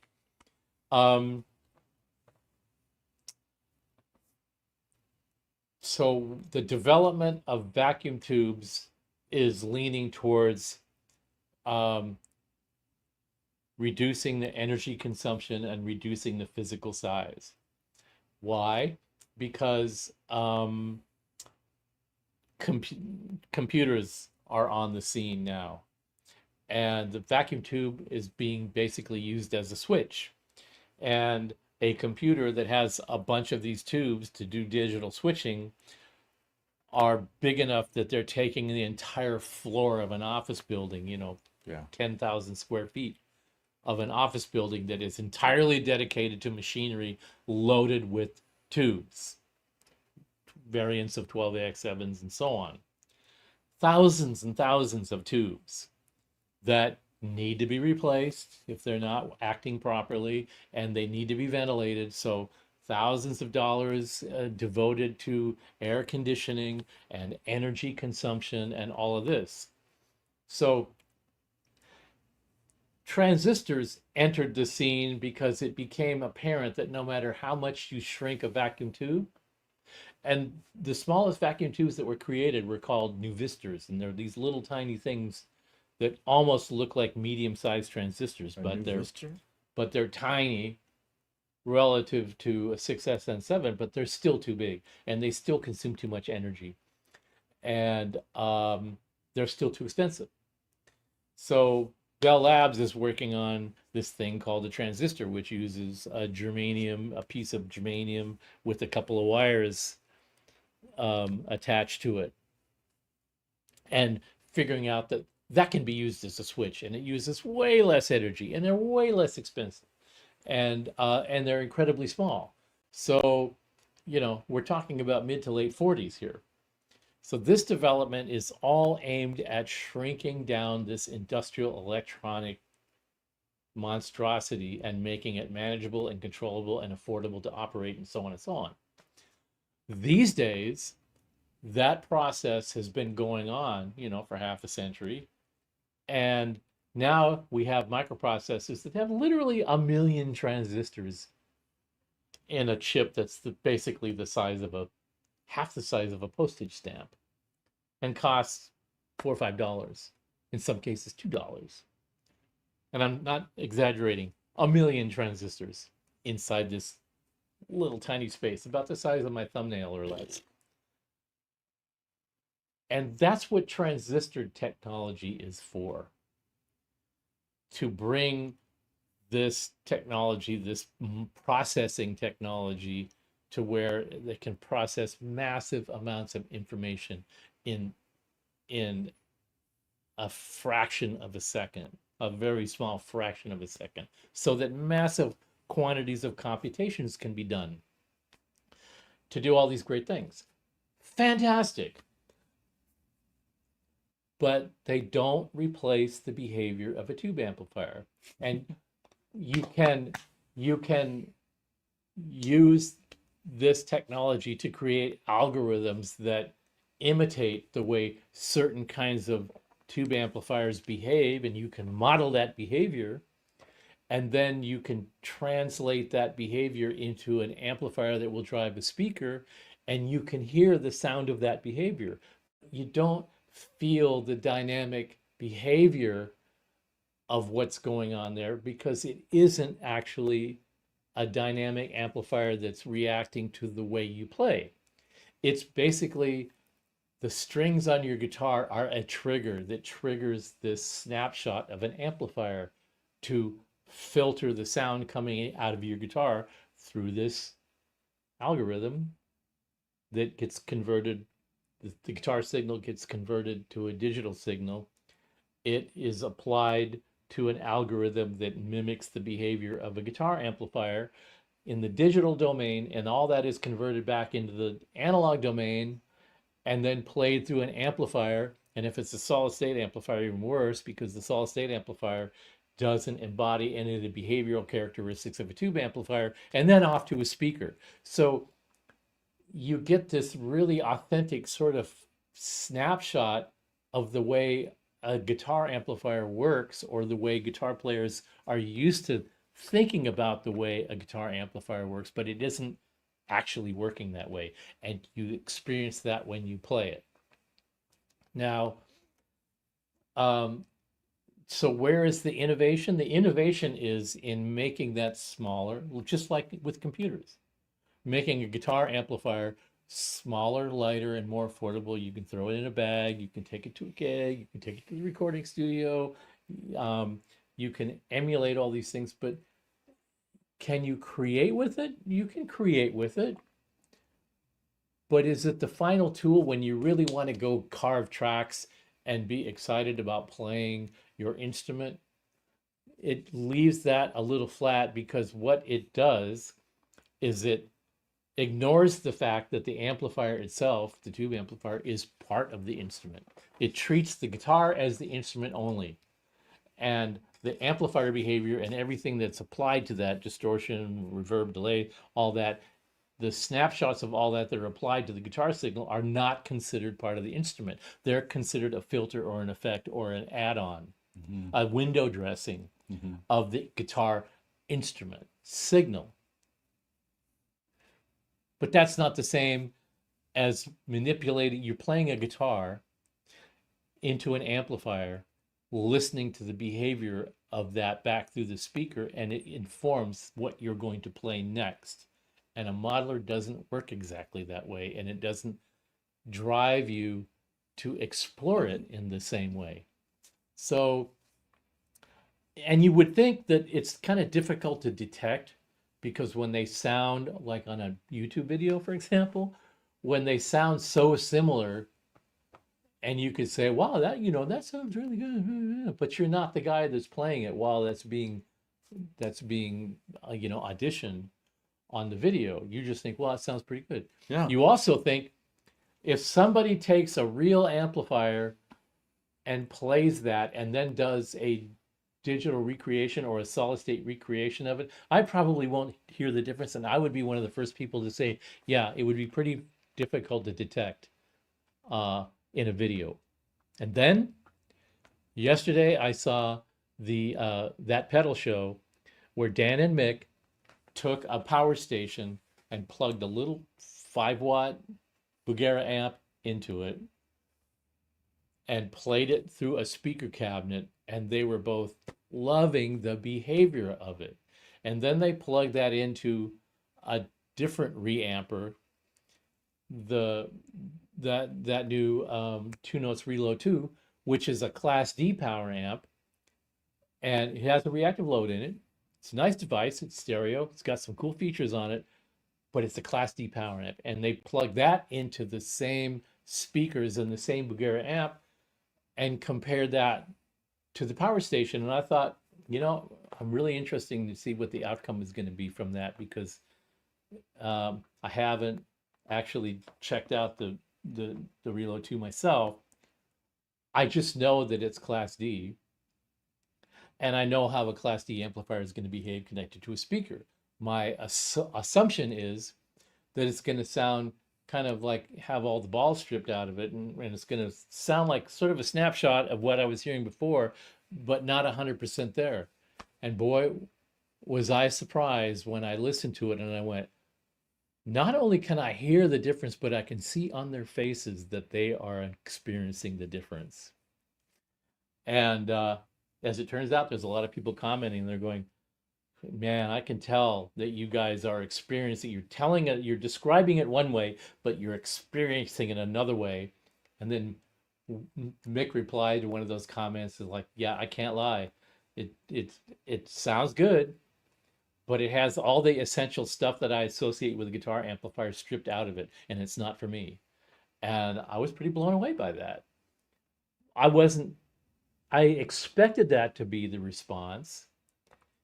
And I appreciate that that is the response, because that to me is what you would expect it to be. All that said, people hear things different ways. And Well, for those particular players, yeah. you know, like, But boy, could you hear it when Dan was playing his guitar through the Bugera into the power station, into these two little sort of tweed-like cabinets. I forget what speakers were in them.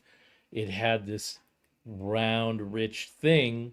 And when he played through the other rig, this basically the same rig with only driven by a Class D power amp, it had the same general frequency response and stuff, but just the possibility that I could almost feel like I could reach through the computer monitor and grab his guitar and experience the same thing wasn't there. It disappeared. So you asked a question about innovation. thank you. And to me, innovation is there are different kinds of innovation. As far as I'm concerned, innovation in guitar amplification is I'm looking for ways to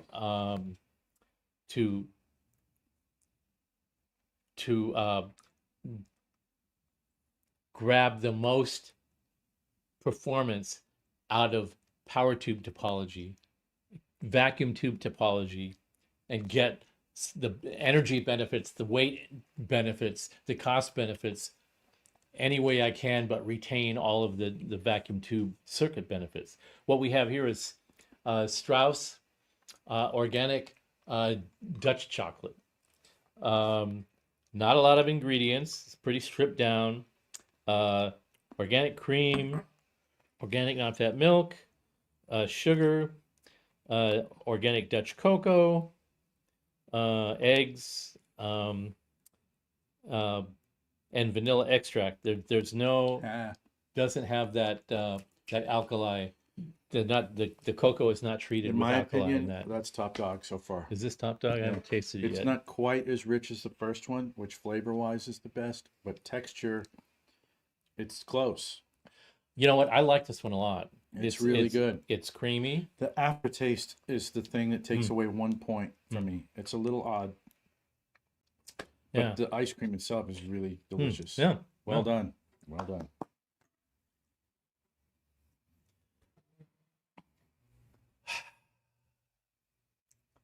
So we're just kind of going through all kinds of things right now and maybe spinning a little bit, but there's a lot going on. That was a good question, Aaron. There's a lot of people innovating and trying a lot of different things, which is great. It depends on how you want to classify innovation, right? And what your particular circumstances and requirements are, Yeah. what works for you. Some people, it's like a more narrow lane, but it's like, oh man, you're doing the best iteration of this that's Right. ever been done. Yeah. It might not be groundbreaking overall, but like you're killing it, you know? I Like, do absolutely love killing it. watching people come up with stuff because then I can go, I get what you're doing. Now, if I took that idea and did it with this and add these parameters and subtract those parameters, it's just like listening to music, listening to songwriters, you know, the Beatles listening to the Beach Boys and vice versa. Like you take away little things and go, oh, there's a little aspect of that is worth exploring. That I try to get something out of every little thing. I just think it's great that there's dedicated users of everything. Mm. You know what I mean? Mhm. Like this really freaking works for me. You know, like even within the tube space, I'm thinking of one guy that I know in particular, really great guitar player, who uses, he's all into tube shit. I know what he uses. He uses a particular brand of guitar that are phenomenal, but I feel like are kind of sterile, Mm. at least in my hands, Mhm. right? Mm-hmm.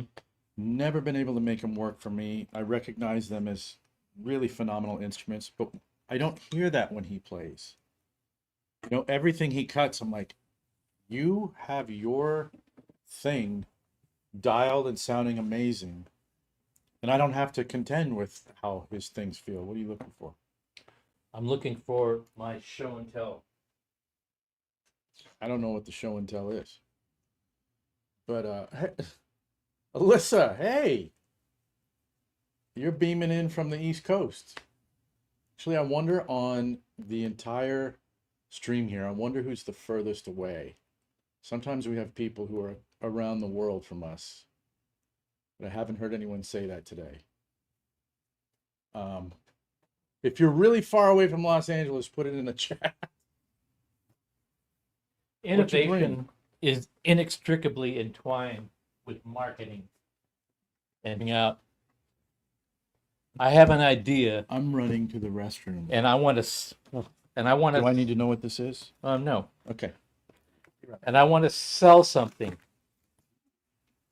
I have an idea. The market is hungry for ideas in a particular vein of product development. I see an opportunity to try something, and I have a specific skill set or talent to make a thing that I could turn into something that I could maybe sell. This is what drives innovation. So when an innovator comes up with an idea and the market is in a certain place, you could take an idea and look at the context of the market and go, oh, this idea, I could apply this idea in this current market. So we're talking about speakers a lot. So I like to get my hands on old speakers and just sort of check out where they're coming from and find oddball things and see try to glean what was the intent of this innovation or this design or this idea. And you always find sort of humorous things about that. So when I was researching Fane, for example, I stumbled across a couple of other oddball British speaker manufacturers, and one of them is called Baker. And so I found this Baker speaker in its original box, and I went, wow, what's this? So I just bought it off of eBay, sight unseen, just on the strength of the box alone. And then I looked at the pictures and I went, oh, this is pretty cool. But it's a 12-inch speaker, 40 watts, with an 8-ohm voice coil and a bass response of 55 CPS. CPS is what is today called hertz, which is cycles per second, hertz frequency, 55 hertz low frequency resonance, which is a typical spec that you see on speakers. A 75 watt or a 75 hertz speaker, a 55 hertz speaker, that tells you where the low frequency resonant point of the speaker is going to be. But I just love the packaging. It's the Big Sound Group 35. So this company made different power ratings of speakers, but they didn't call them 35 watt speakers or 25 watt speakers. They called them Group 35. So the Group 35 speaker was a 35 watt speaker. Group 35. So everything that they made in the Group 35 was a 15-inch Group 35 or a 10-inch Group 35. They grouped the speaker sizes around the power rating that they were going to make that speaker under.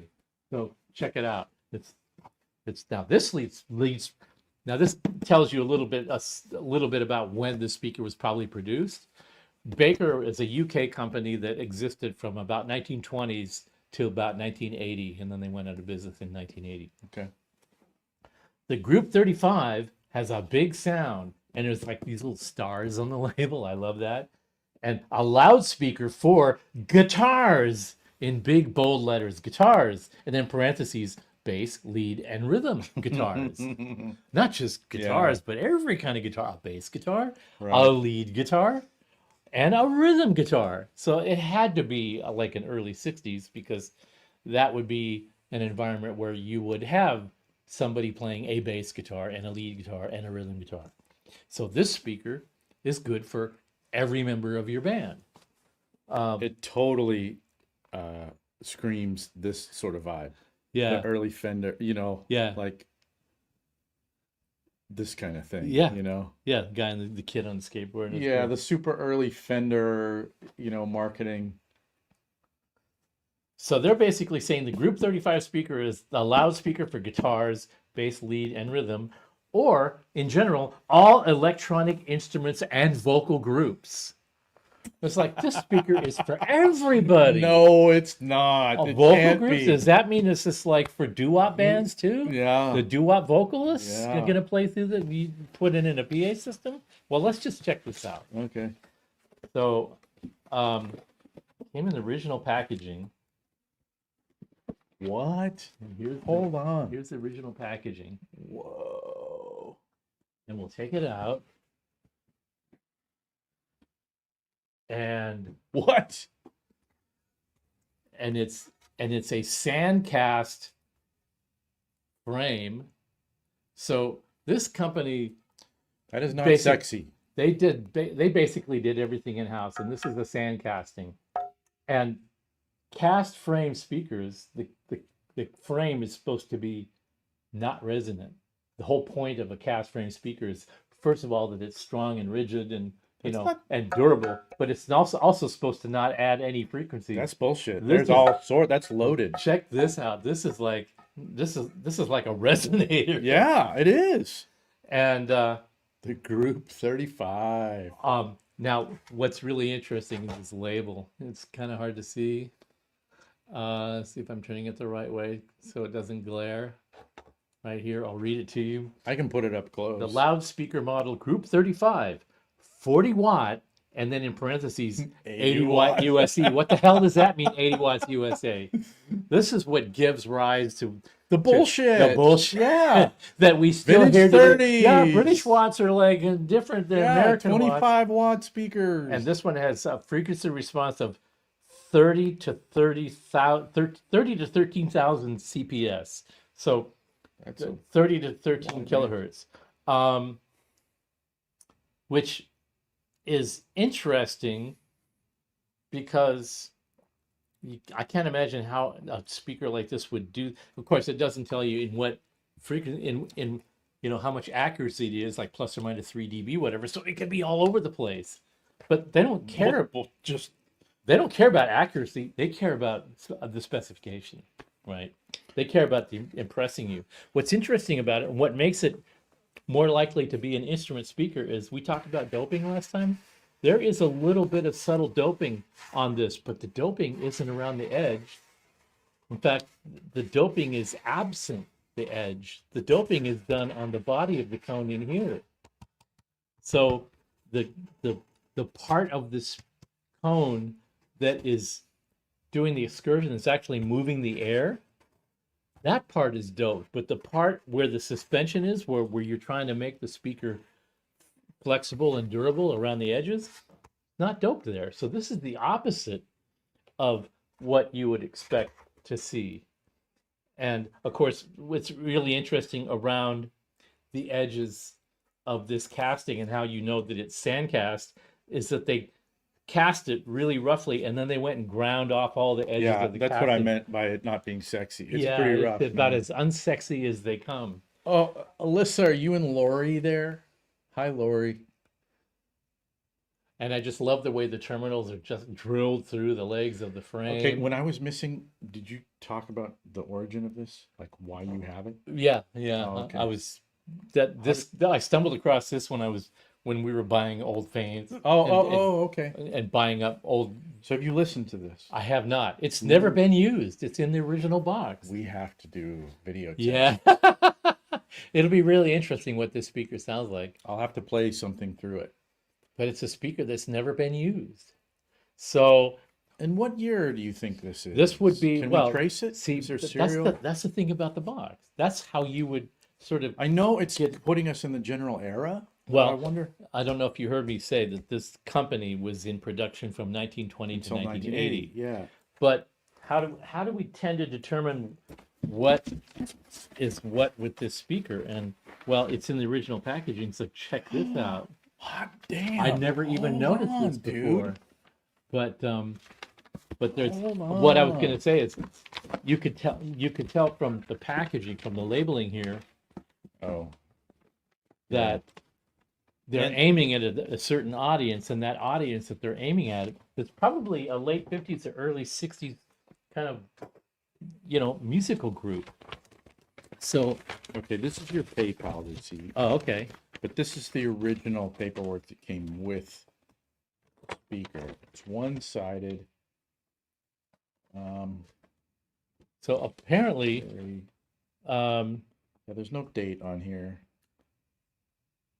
apparently this was purchased from a place called Platt and Knight Television, Video, and Audio Sales Service and Repairs in Taunton, UK. Your Baker loudspeaker should be run in for a few hours at low volume settings before gradually increasing power to required amount.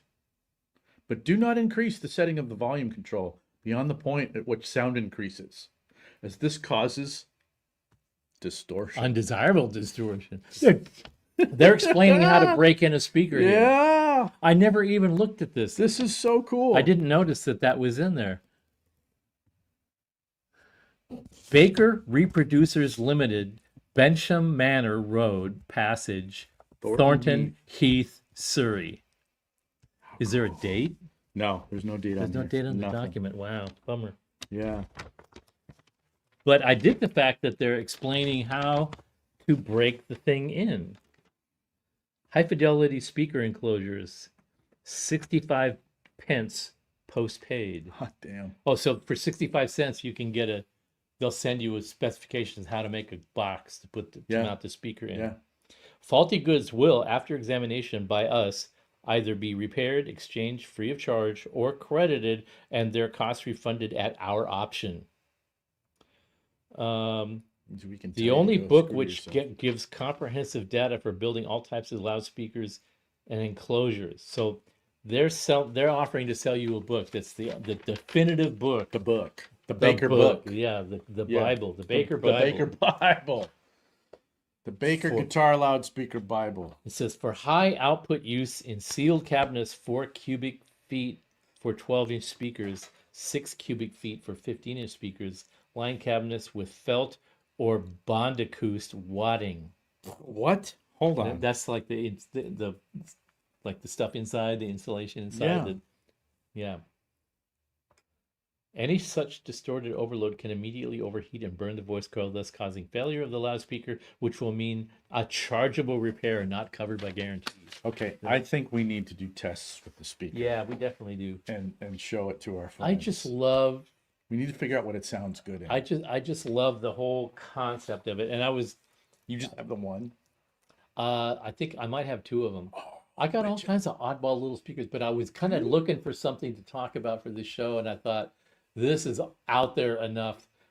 How could I really work that into the context of the show? And the context is that there's always this sort of technological development and this marketing spiel that the people that are doing this task are trying to figure out how to apply to it to make it sellable. You know? Yes. And you look at this and you read this stuff, and my first impression is this is a lot of bullshit applied to this little thing. But maybe in the context of the time that it was made, I mean, people weren't really Well, but it was somebody's job to come up with all this stuff people to weren't talk really like rocking 100-watt amps at that time yet. No. I think this is before that time. This is like in the era of the Watkins Dominator and The Watkins 15, Dominator. 30-watt amps. This is kind of thing. pre-Marshall. Yeah. This is probably pre-Sound City. We're all over the place. Let's pull this back in and get back to answering these questions. Where the hell are we? Because we're past 2 hours, dude. Hey, It's Speaker Talk Part 2. That's Okay, right. ready? yeah. Okay. Ben says, I have a Sound City 212 speaker cab. I wonder what vintage 212. Fryette era 212? And a Seymour Duncan Power Stage 100 stereo amp? Is that what it is? What's a power stage? A power amp? That's a Seymour Duncan, one of those little Class D stereo power modules, Okay. I think, or they make a mono one and a stereo one. Okay. You said the Power Stage 100 stereo. Yeah. So that's a 100-watt per channel Class D power amp. Okay. And then the Fane speakers are 16 ohm speakers or 4 ohm speakers? If it's a current production SC212, they are 16 ohm Great. speakers wired in parallel for 8 ohms. Now, the Seymour Duncan Power Stage 100, I believe, and I'm going to check that, but I believe that's 100 watts at 4 ohms. And this is a critical thing that we should probably talk about. Ben has, I think, a follow-up question. Wait a minute, or he's rephrasing it. And the Sound City 212 speaker cab, it's 8 ohm. Any chance you guys know if the speakers are 16 ohm or 4 ohm? Okay, you're talking about that right now. Yeah, I'd like to wire it for stereo 4 ohm. This is question. Okay, hold on a second. Okay. Hi, Eric. Here, I'll take those off your hands because you're standing here. Okay. Got these, and I'll give you a refund. These go back to you. I understand Thank you. what this question is about, Ben. And this is a big deal, and it's a big part of solid state amp marketing, Okay. and that is the power rating. Uh-huh. On a tube amplifier, we have an output transfer that has a 4, 8, and 16 ohm setting. Yes. And what that means is the transformer's job is to match what the tubes are doing with what the speaker wants to see. Right.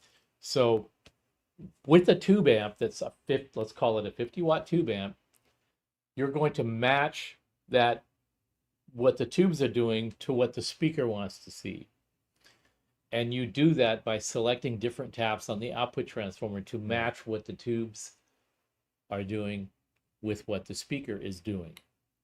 And so and because of that, the amplifier is going to be a 50-watt amp at 4 ohms, or a 50-watt amp at 16 ohms, or a 50-watt amp at 8 ohms, depending on where you have the switch. Yeah. In a solid-state amp, one of the innovations of solid-state amps is that they automatically operate at a very low impedance, so they don't really require an impedance matching transformer.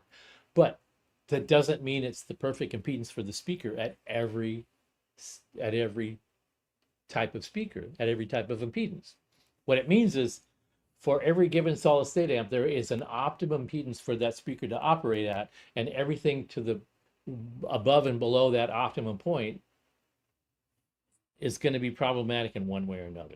For example, if you have a solid state amp that's rated at 100 watts at 8 ohms, it's usually going to be 60 or so watts at 16 ohms, and more like 150 watts at 4 ohms, but you never usually use 4 ohm speakers for guitar. So the effect is, the net result of that is that you're going to go just like we did when we were looking at little 15-watt amps in the Sears catalog in the 60s, which is, oh, it's 15 watts RMS, but it's 160 watts peak music power for 1 microsecond. It's a 160-watt amp. No, it's a 10-watt amp. So this same kind of marketing bullshit is still applied to solid-state power amps, and in particular, Class D power amps.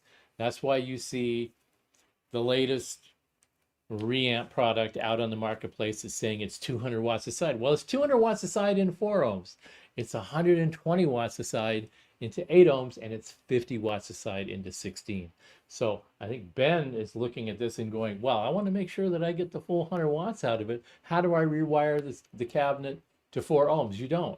You have to put 2 8 ohm speakers in the cabinet and wire that in parallel to get 4 ohms. Okay. But then it's still not going to sound like a tube amp driving a speaker. They're going to behave entirely differently because solid state power amps behave entirely differently. So what we immediately do when we're buying these products that are cost effective and convenient and light, we're making these compromises that the manufacturer is kind of doing a bit of a job to try to prevent you from really understanding the parameters of it, so that you're not really aware that there are some downsides to that decision. And that's the thing that I usually get my dander up about, because that's kind of like, oh, you're eating? that's kind of like taking unfair advantage of the consumer. This is Haagen-Dazs. Chocolate ice cream. That's the title. What do you think? This is the Haagen-Dazs? I haven't tried it. Yeah, that's Haagen-Dazs. Well, I think Oh. I think the concept of I think the taste is just as fake as the concept of Haagen-Dazs. You know, if you go to Sweden or wherever this is supposedly from, and you say Haagen-Dazs, you get laughed out of the room. And because it's not a Swedish brand, it's an American brand. I'm shooting ice cream because it would. Well, there's a malty aspect to this, like malted milk ball. thing. which is kind of interesting, yeah, but it's not my it's not my not favorite taste. near. What was it Strauss? Yeah, Strauss and the very first one. Those are still 1A and 1B. Yeah. You could flip them. Those are both really good. and we Haagen-Dazs, didn't bother It's fine. even we didn't even bother buying either the Jeff Bezos flavor or the the 365. yeah, Yeah. or the Hey, Flo. or the Ralph's premium brand, whatever it is they call that, because they were miserable failures. So we didn't even want what? You can't focus. Whatever, they know it's Haagen-Dazs chocolate ice cream, Yeah. and we don't like it that much. Yeah. It's fine, but it's not connoisseur level. Yeah, so it's really aggravating when you play. Two things are going to happen with the Class D power amp. Number one, it's not going You're to gonna hate deliver. your life. It's not going to deliver the full output that it says on the spec sheet because you're not going to be running it that way. Number one, and number two, when you try to get the maximum amount of volume out of it that it's not capable of producing clean, you are going to do one of two things. You're either going to push it to the point where it's distorting, which they don't want you to do because it's going to sound horrible, or you're going to push it to the point where it limits, which on the ice modules that most of these companies that use, they buy these off-the-shelf ice modules to put in their product Okay. that are, Wait, you were talking about that last time. yeah, I remember this. they're off-the-shelf Class D power amp modules. By that the have way, their own- Richard, I'm sorry. So this is torture for a diabetic eating all this ice cream. Okay. Sorry, no, brother. apologies. yeah. It also has its own power supply built onto it. Yeah. Yeah. So all you have to do is plug it into an AC source and then plug the output into a speaker cabinet and run a signal into its input to get output. It's really convenient. It's very cost effective. They're very reliable and they're clean as clean could be as long as you don't run them up to a certain limit. When you run them up to their maximum point where they're going to stop distorting, they will stop you from distorting it and introduce a limiter in place of distortion to prevent you from getting distorted. Yeah. You know, when you rent a truck from U-Haul Yeah. and you get up to 50 miles an hour and then you want to go to 60 and you jam on the gas, what It ain't happens? happening. It's throttled. It's throttled. It Yeah. stops right there. Yeah. You'll blow more gas out of the exhaust pipe, but you won't get any more speed Yeah, or it ain't torque happening. or Yeah. horsepower. And that's what happens on ice modules. I actually read on one of the forums where some guy said, you know what I like about this new product that just came out over the power station is that it's got this sort of natural compression. That's, you hit the limiter. That means you hit the maximum power output. So what you're saying is, I had a power station PS2A, which is 50 watts, and I like this 200 watt solid state power amp better because it compresses before the 50 watt tube power amplifier does. What is wrong with that equation? Yeah, What's yeah. wrong is that you've convinced yourself to believe that that's a benefit to your sound. Now go play that on stage in a band context and see how well that works for you. And Yeah. I got a feeling your band guys are gonna be going, That's how I learned. The hard way. dude, what's the deal with your sound? I can't even hear you on the stage. Yeah. Or you go out. I remember when the Line 6 amps first came out, and I went and saw Tower of Power, and the band was slamming. You could hear the drums, you could hear the horns, you could blah blah blah blah blah. But the guitar player, when he went to blast a solo, you couldn't even hear him. He Mosquitoes, had two 60 watt line 6. Line 6 combos, and you could not hear a note he was I wonder playing. if they were even backlined. I wonder if they were his. even, Well, it if was he it stuck was a with it. custom. It was an NAMM show performance, so it So wasn't it was backline. four now. It was, It was four line 6. it was hit. No, it was. I don't remember who sponsored the venue, but it wasn't the venue's backline because it was a rented hall. Okay. So it was that guitar player's rig, Sheesh. and Okay. it was not cutting it. You could not hear him. And he needed somebody to tell him what was up, or maybe he already knew. I went He and was- saw Steve Winwood a couple of years ago at the Hollywood Bowl. Oh, and he was- dude, I bet that was awesome. It was awesome, and you could not hear the Wait, what? guitars. Haagen-Dazs reinforcement, double Belgian chocolate chip. Oh, this is a different Haagen-Dazs. All right, well, You guys are nasty about the previous Haagen-Dazs. Oh, so we kind of dissed on the previous Haagen-Dazs. So we got a different Haagen-Dazs. We have now got Look, if this is great, I'll say it. double Belgian chocolate chip. I didn't even remember we bought this. Sounds like it's on steroids. Whoa. Different? Very. Yeah.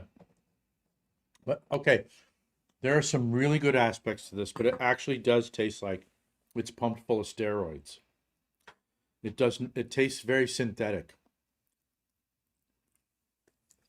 I think it's modeled chocolate. It's modeled chocolate. They're cheating. This is much better. But than it's the still original one. it's better because it's got real chocolate chips in it.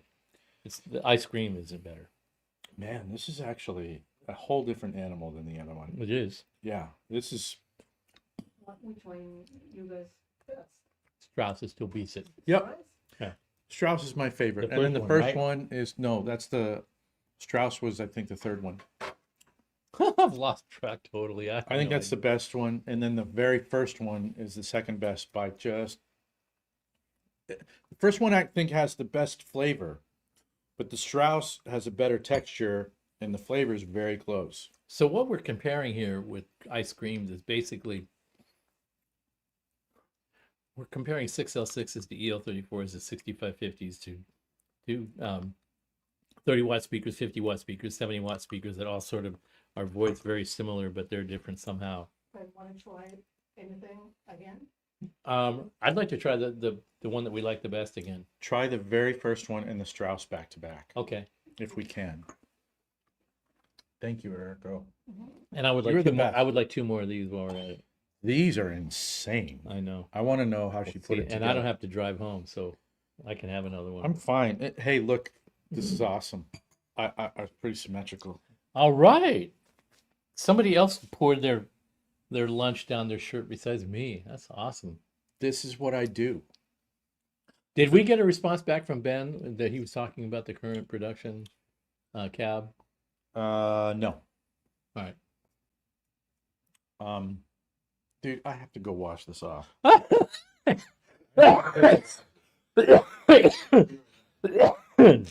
Joe's embarrassed about being a slob. I'm a stickler. Yeah. It's gonna annoy the shit out. When I was working at Valley Arts in the early 80s, we had a sales rep. You always knew what he had for lunch because when he showed up at the shop to sell the switchgraph connectors, his lunch was all down the front of his shirt and his tie. So yeah, I can sort of relate to Joe's sentiment there. What do we have? I'm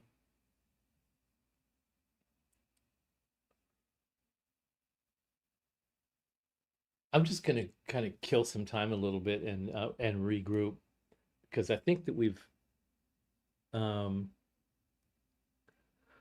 I'm just gonna trip out on what you guys are talking about. You know, one thing I really love about the show is that the chat room is not necessarily about what we're talking about and feedback and questions and answers. It's a lot of you guys talking to each other, and I love that.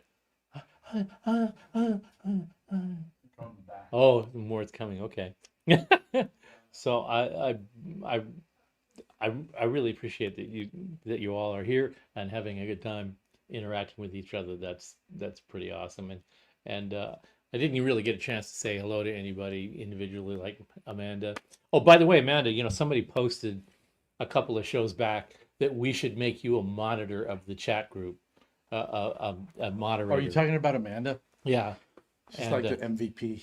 yeah, and love you back, and I don't know what would it would entail to make an individual a moderator of the chat room. I don't But know, but if we knew how to could- do that, if you're interested in doing it, I would be down with that.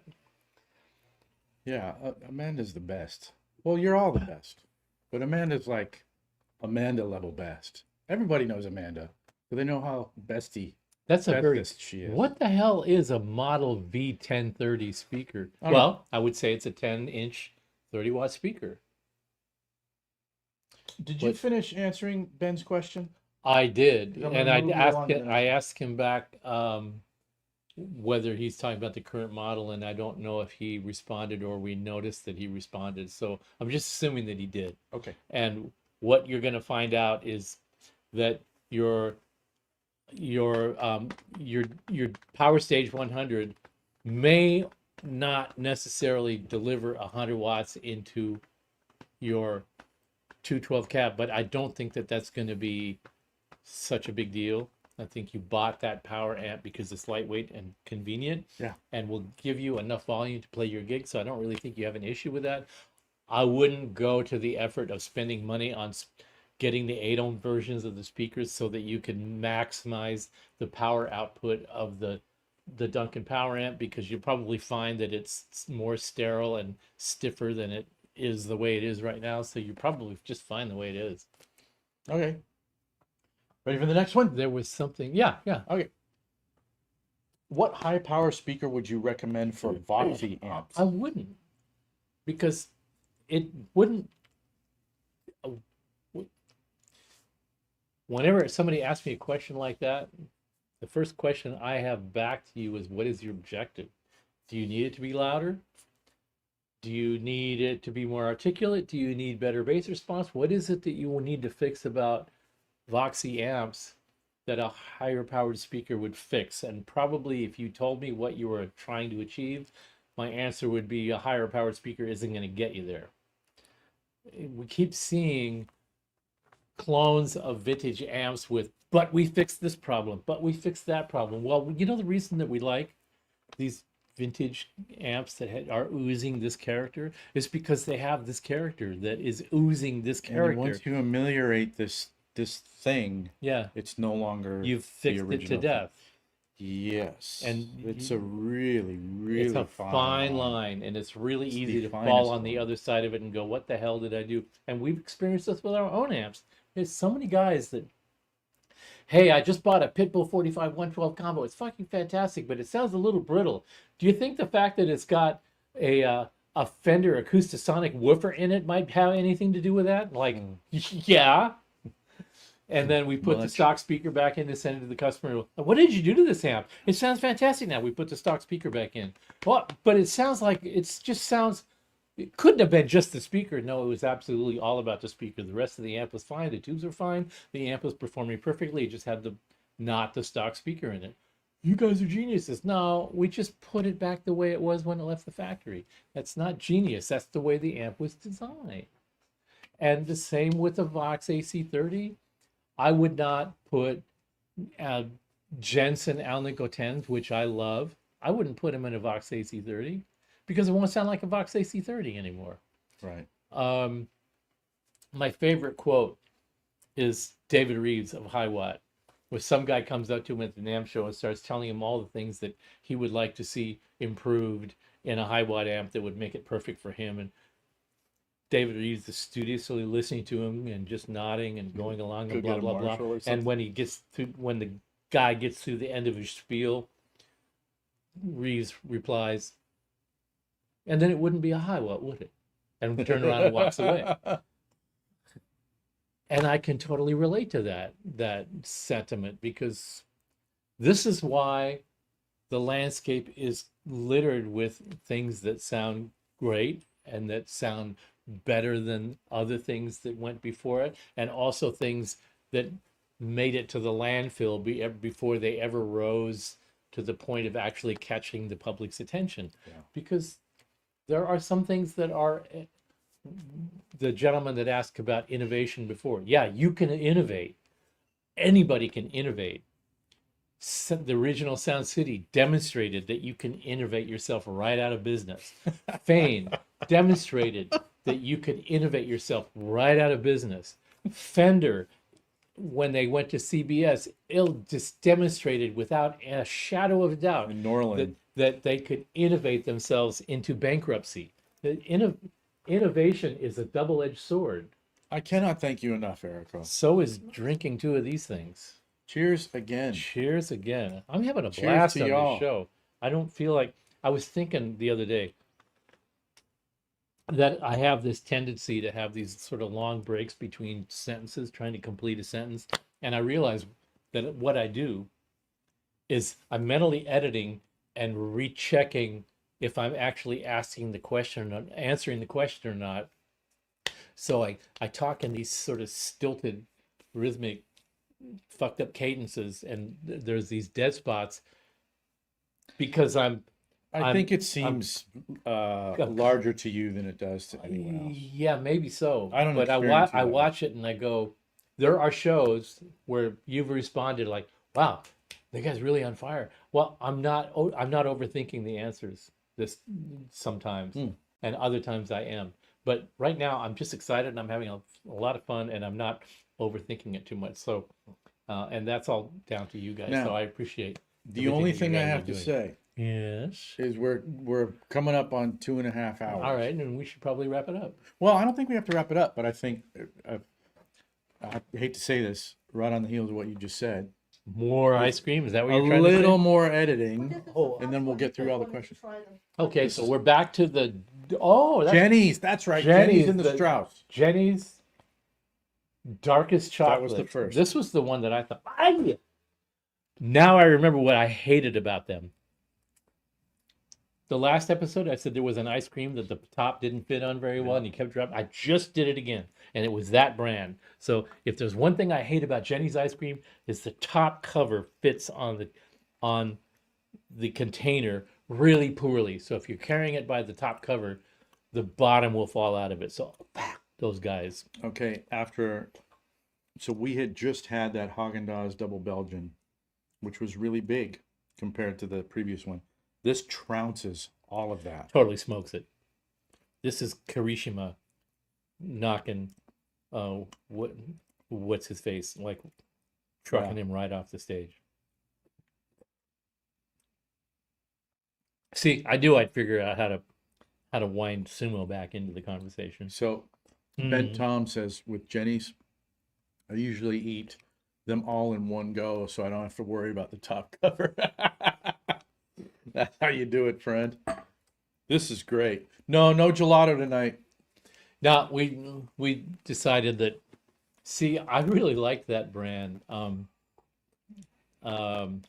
gelato one with the clear. Yeah, I really like that one. But Okay, now it's versus Strauss. Back to back. I don't think we ate the Jenny's last time. Yeah, we did. We did? Yeah, that was the first one. Yeah. Heavyweight bout right here. Okay. Jenny's versus Strauss. I'm excited.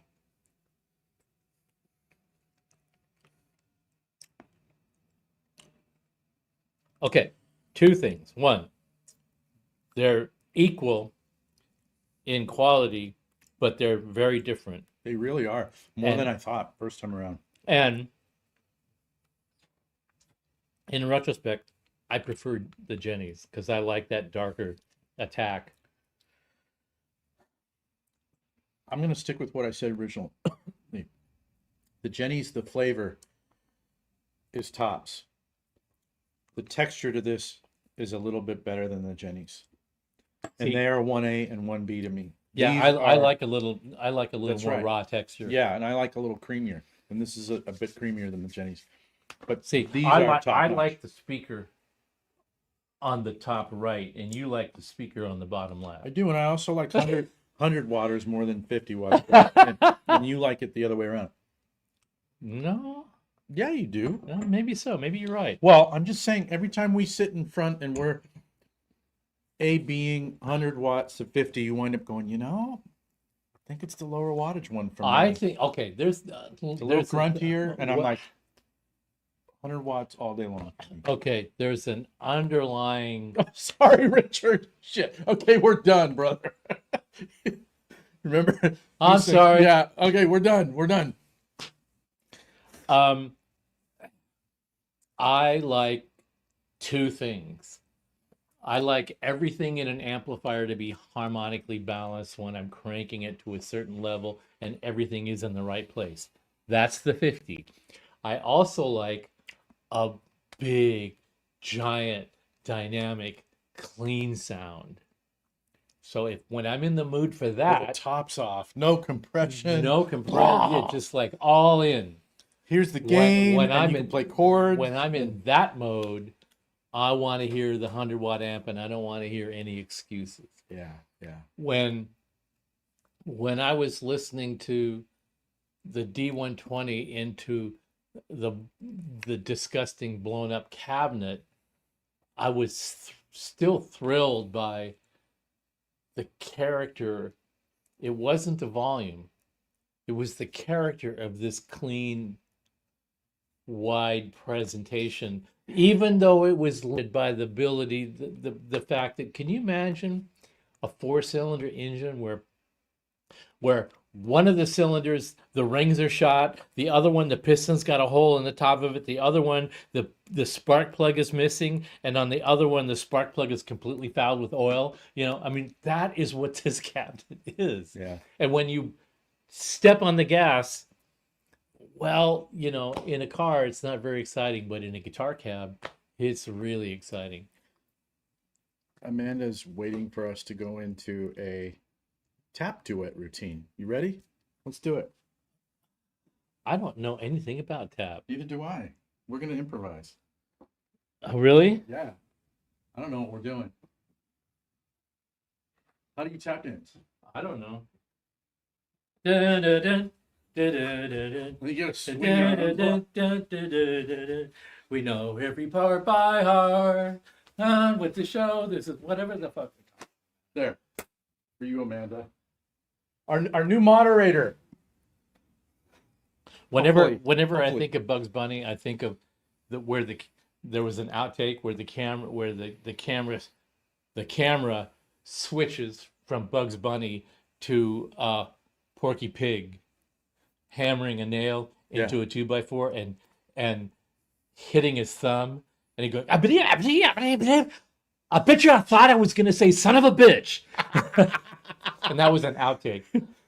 I remember I cried about that for about a day. I was so in funny. Hollywood Forever Cemetery last week, Mm. and I'm walking out. Did you visit the Ramones grave?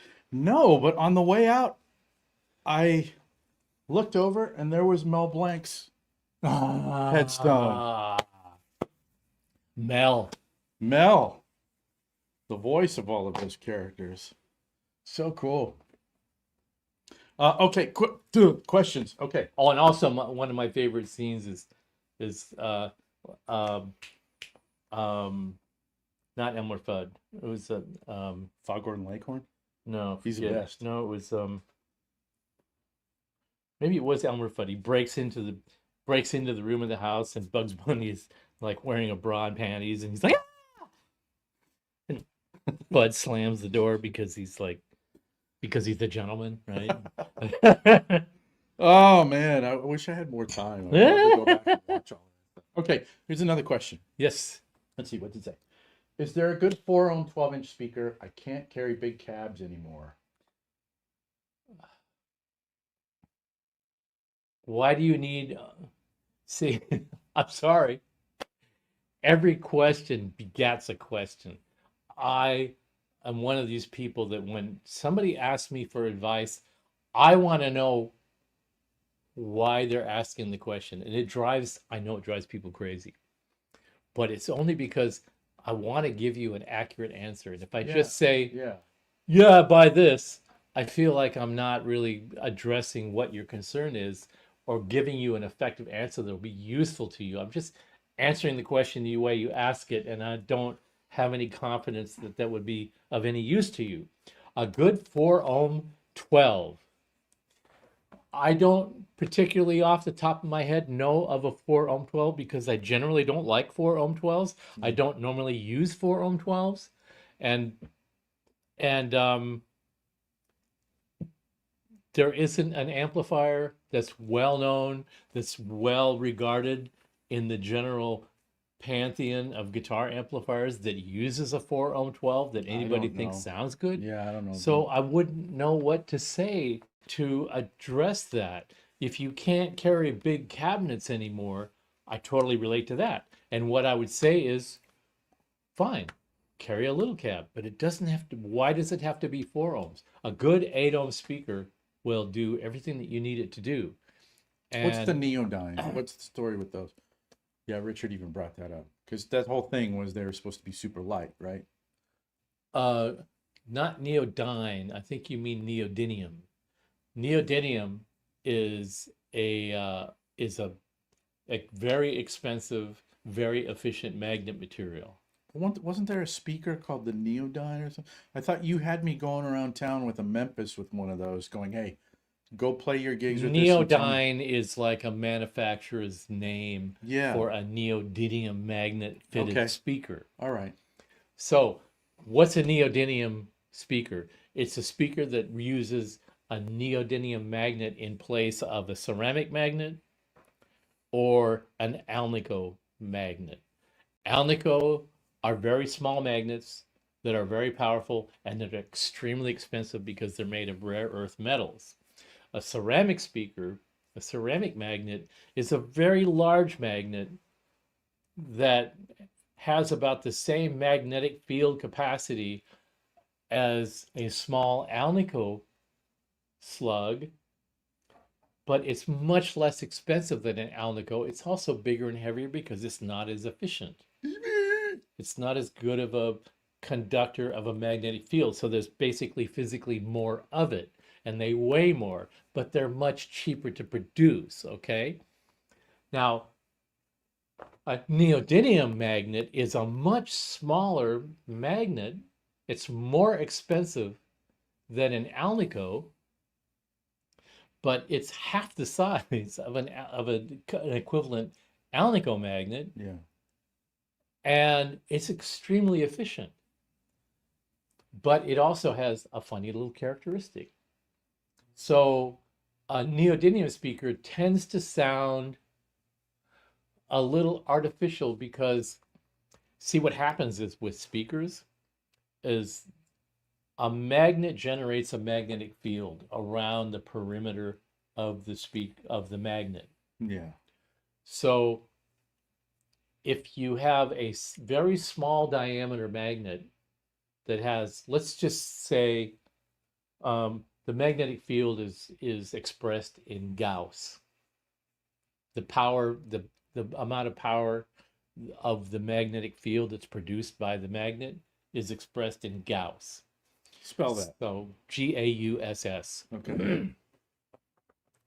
Okay, so let's just take 10,000 Gauss as 10,000 a Gauss. baseline specification that you would typically see on a speaker. Okay. So a speaker, a magnet of 1-inch diameter that has a magnetic field strength of 10,000 Gauss would be able to cause the cone of a speaker, the excursion, to be a certain amount. And an alnico speaker with an alnico magnet of a larger diameter, also 10,000 Gauss, will have a slightly larger magnetic field, still produce about the same amount of excursion in the speaker, but it would be a little less efficient than the neodymium. Now, we take, relatively speaking, large diameter magnet So ceramic. that's ceramic, Yeah. also 10,000 Gauss. Now the magnetic field that it creates is much larger, not any more powerful. It's just the field is spread out over a larger area. Diffuse. Hmm? Diffuse. Diffuse? Diffuse. Diffuse. Diffuse. Diffused. Diffused.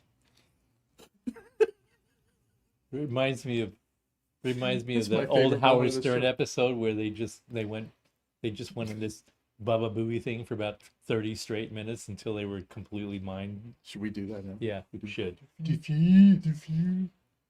That field is spread out over a larger area, and that means less of the effective energy of the magnetic field is focused in the gap where it matters. The gap The tone. is sorry. The gap is the voice coil moving up and down over the pole piece.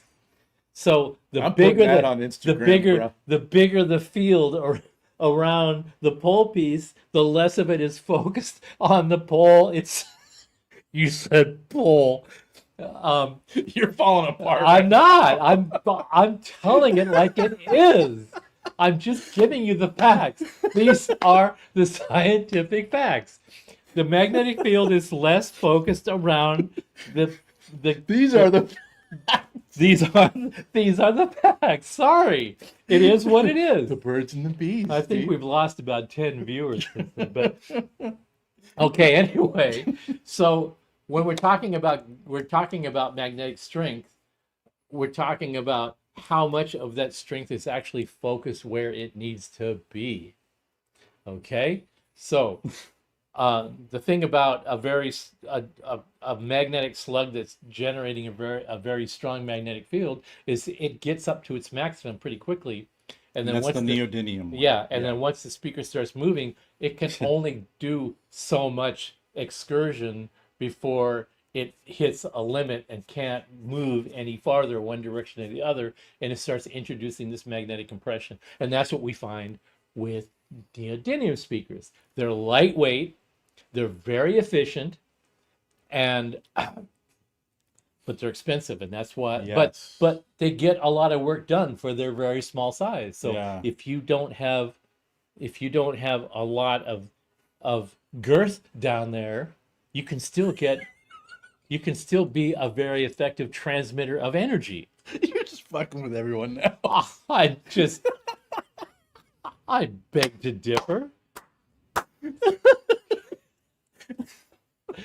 Okay, so I'm Karen- trying to communicate to people in a way that they will understand the parameters of the discussion. It's very scientific.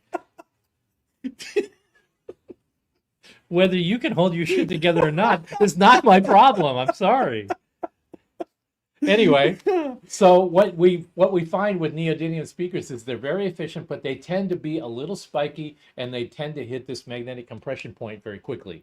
So this is why we find it's lighter, it's a more expensive material, but there's less of it. But its main purpose to exist, its main reason to exist is it's very lightweight. So you can make a very lightweight, very sensitive sounding cabinet out of it, and it's easy to lug around. But Do so- you love the sound of it? Okay, you're going to make a compromise because there's something about it that you go, eh. And so what we see now is manufacturers are understanding that the Neo has a limitation, and a ceramic piece of magnetic material has a different kind of lamination, kind of a limitation. Yeah. So you can take a piece of alnico magnet and put it behind the motor plate, and so that you have the little post sitting on top of it where the voice coil moves up and down around that, and then you can put a little slug of neodymium on top of that pole piece, and it helps the excursion of the speaker and gives you the benefit of either alnico and neodymium or alnico and ceramic, and both Fane and Jensen are exploring this area very effectively and making really interesting speakers. And we don't talk about, we talk about Celestion, we talk about Eminence, we talk about Fane. We don't talk about Jensen enough. I mean, those guys are being very progressive. When you talk about innovation, I think probably Jensen is being maybe the most innovative guitar speaker producer right now, because they're experimenting with a lot of different aspects of the behavior of magnets. And I know this because I have a very good personal relationship with a sales engineer at Jensen named Ignacio, who is, first of all, he's a great guy. Second of all, he's got ears for days. And third of all, he's a real guitar player. So, and he's involved in the development of certain speaker models, and also the marketing and sales, like presenting the things that they're doing to the marketplace. And he's very enthusiastic, and he's smart, and he's really got great ears. So I have a lot of respect for him. And they are doing really interesting things with speakers. We're not using their speakers right now because we don't specifically have an application for. Yeah, you're good already. We're kind of good already, but Yeah. it isn't. I would love to come up with something that we can use the Jensen speakers for in the next iteration of whatever would be little amps cool. we do. Would be great. But having said all that, they are doing the kinds of things that I would expect a guitar speaker manufacturer to be doing, which is exploring every available technology, every available material, and figuring out where this material, performance versus cost, starts to drop off after it hits its leveling point, and then accentuating that behavior with another material that has a different, where it takes over the task the previous material left off, and trying to Right. figure out a way Well, to. that's what Alnico was to begin with. That's right. So there are all these kinds of things that are going on in the market. I think the reason that people are interested in speakers right now is because that is the next step to me. Power amps, solid state power amps have kind of plateaued. It's just like more power, more efficiency, less efficiency. They're still stiff, they're still impedance driven, and the impedance behavior is determined by the speaker impedance, and the lower speaker impedances are better for solid state amps, but they're not better for tone. And if they're higher impedance speakers, they're not better for performance or tone. So tube amps still rule there. However, speakers, that's to me the next area where there's a lot of research and Negotiation development, room. and Yeah. and that's why I'm so excited about dealing with Fane, my relationship with Jensen, all these kinds of things. Whenever I get some Eminence. crazy ass fucking idea, Yeah. and I want somebody to be paying attention and go, you know what, you got something there. I can depend on my relationship with Fane and my relationship with Jensen to be going, I totally get where you're coming from. Let's get together over a beer or a sake or a or a glass ice of wine cream. and some pasta or some ice cream, and explore those ideas. And I know that those guys will be giving me a serious will be engaging with me in a serious conversation. Yeah. And that is gold to me. Yeah, and they want to push too. Yeah. All right, let's move on to the next question. GPDI IR question. Can I run my GPDI IR into a power station for more stage volume Absolutely. and run a line from the power station back into the GPDI IR to simultaneously use the IRs? You don't have to run the line out back into the power station. When you run the power station analog out, turn the analog cab sim off and use the analog out in full range mode into your power station to drive your speaker, that gives you your stage volume. You can still take the signal out off of the IR out, which the GPDIR is still driving that internally. Whether or not, whatever you do with the speaker, let's see, can I put the GPDI? See, what I would do, I would run the GPDIR analog out. Oh, yeah, you know what? Terry answered this in the chat. Yeah, there's a couple of ways to Terry's do the it. man. Depends on, the beauty of it is that there's 2 or 3 different ways to do that.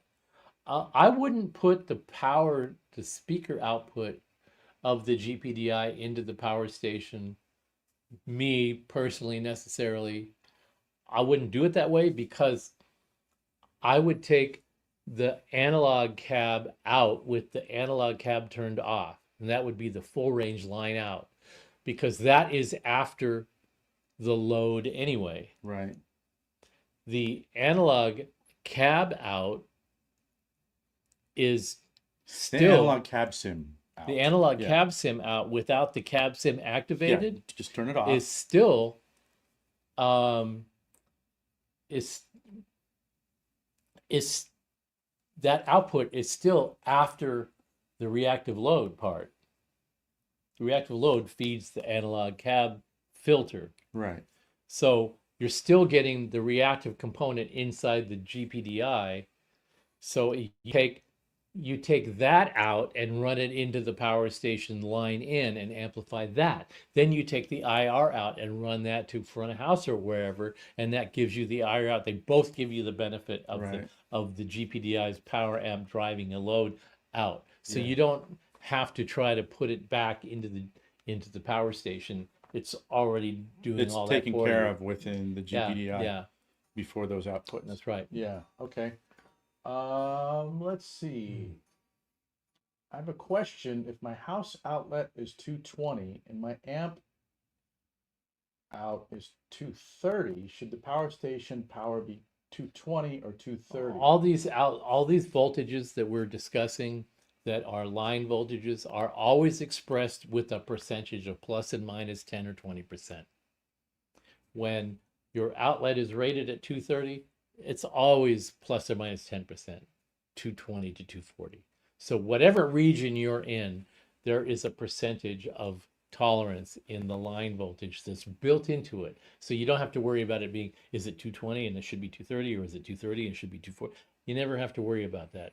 It's always kind of what is the center and what is the tolerance. So if your house outlet is 220 and it's actually putting out 220 and the power station is intended to be operated by 230, you're within normal tolerances, and you don't really have to worry about that because it's designed to operate within those tolerances, and it won't really have any It's like Tom is saying his 120 line is usually 125 at night yeah, and 118 yeah. in the day. I mean, so it fluctuates. they're designed to be, the power station is designed to be operated at minimum plus or minus 10%. So just do the math. Take 230 volts and multiply it times 1.1, and that's the max. And it's still even not the max because it can take a little more than that. These things are designed assuming that line voltages in various regions around the world are all over the place.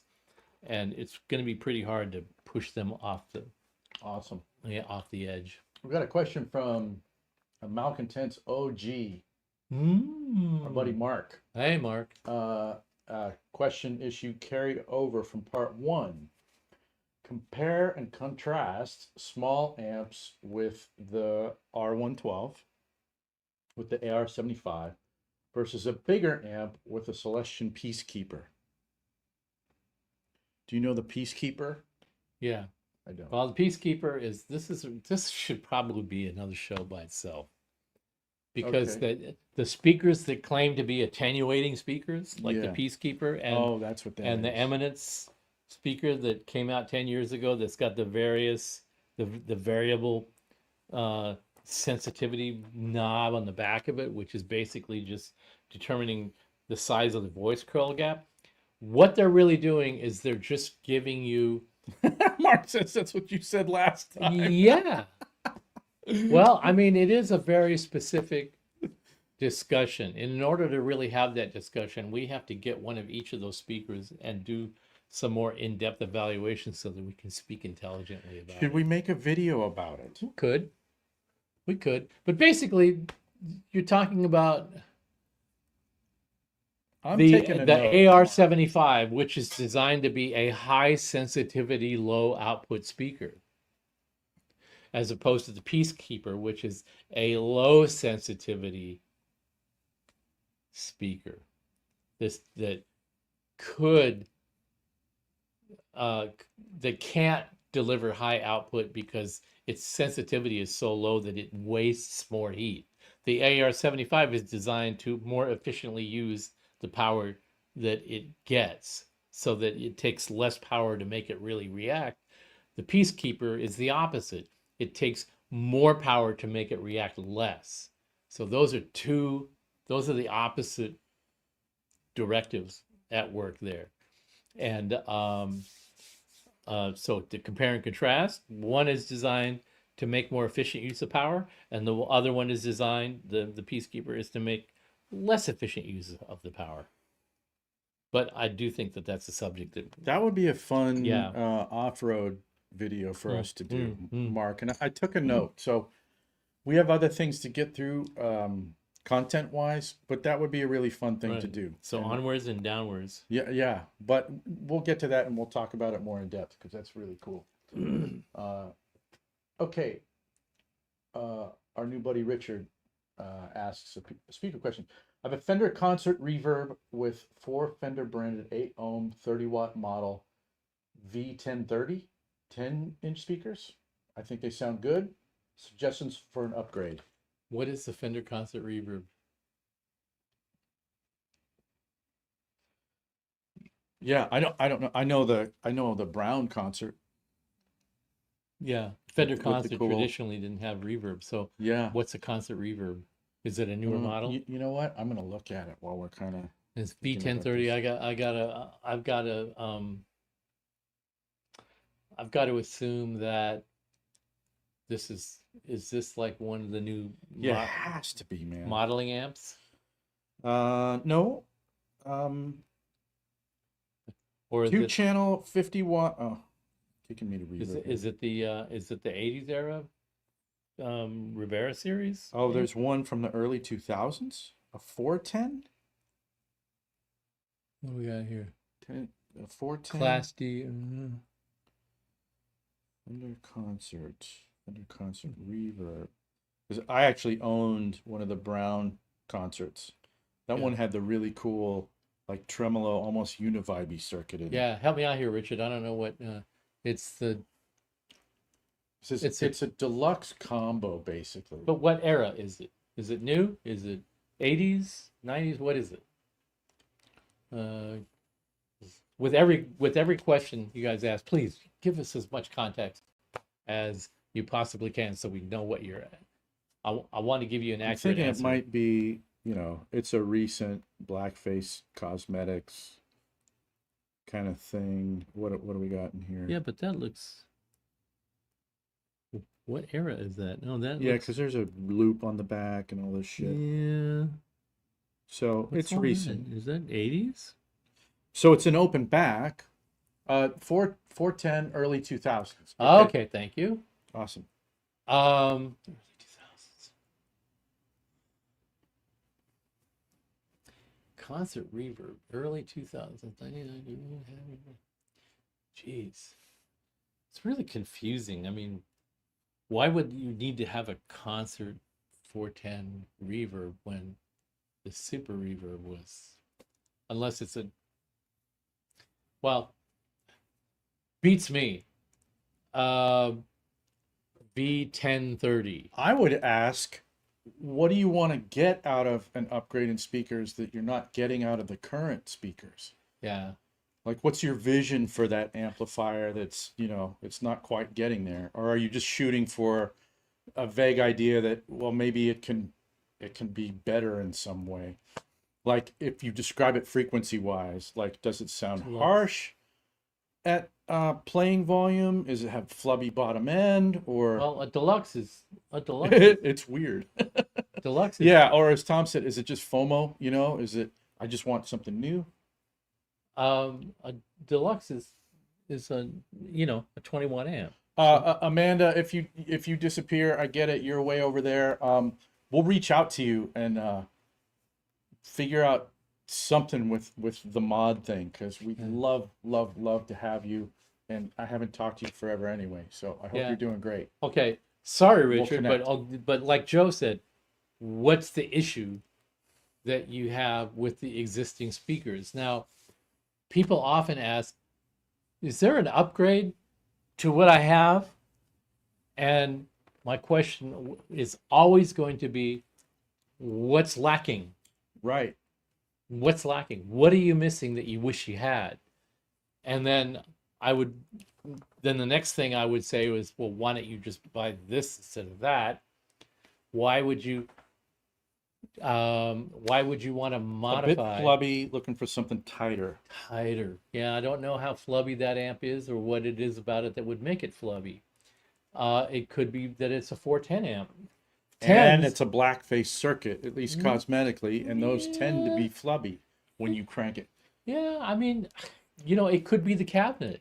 Or, Richard, I don't know if you know this. I'm sorry to be presumptuous, but one of the biggest things, man, if you're getting up to stage volume and you're like, it's starting to fart out, roll that damn bass off. Yeah. And all of a sudden, Yeah. it's the magic fix.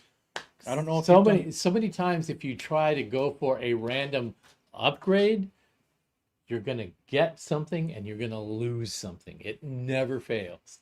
There were amps companies in the 90s that were, well, hey, we make an upgrade version of an AC30. It's got bigger transformers. Ooh, they're bigger. Okay. What does that actually mean? Bigger transformers, bigger power transformer, more efficient power transformer, potentially a more brittle sounding amp, bigger output transformer. Why does it need to be bigger? I want more bottom end. Okay, more bottom end into the stock speakers, flubbier on the bottom end. I always say this, I've been saying this since we started the show, for every compromise, for every solution there is a compromise, Right. and you have to deal with what the compromise of your solution to get to the next level of something is. You have to understand what the compromise is going to be before you execute on that. And a lot of times, I mean, manufacturers put a lot of time into certain manufacturers put a lot of time into figuring out what is the best pairing of a speaker to an amplifier given the Agreed. cabinet construction, the cabinet dimensions, the cabinet physics. In order to what?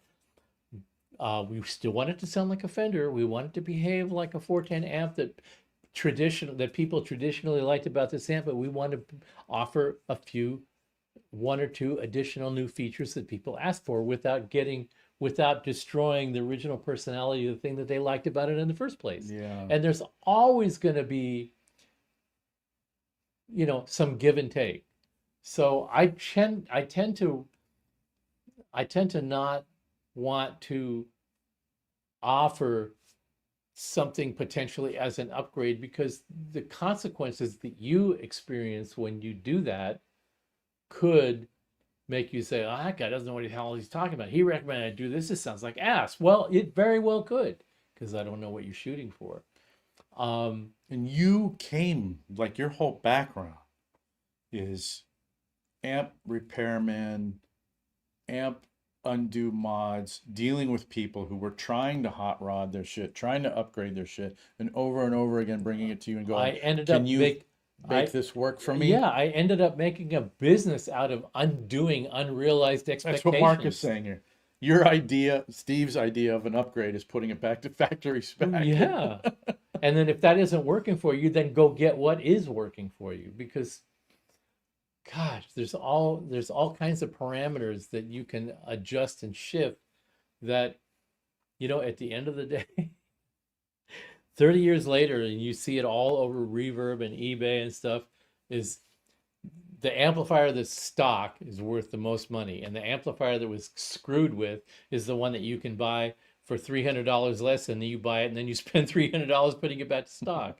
And the only problem is it's got a couple of extra holes left in it that still devalue the resale value, so you're screwed.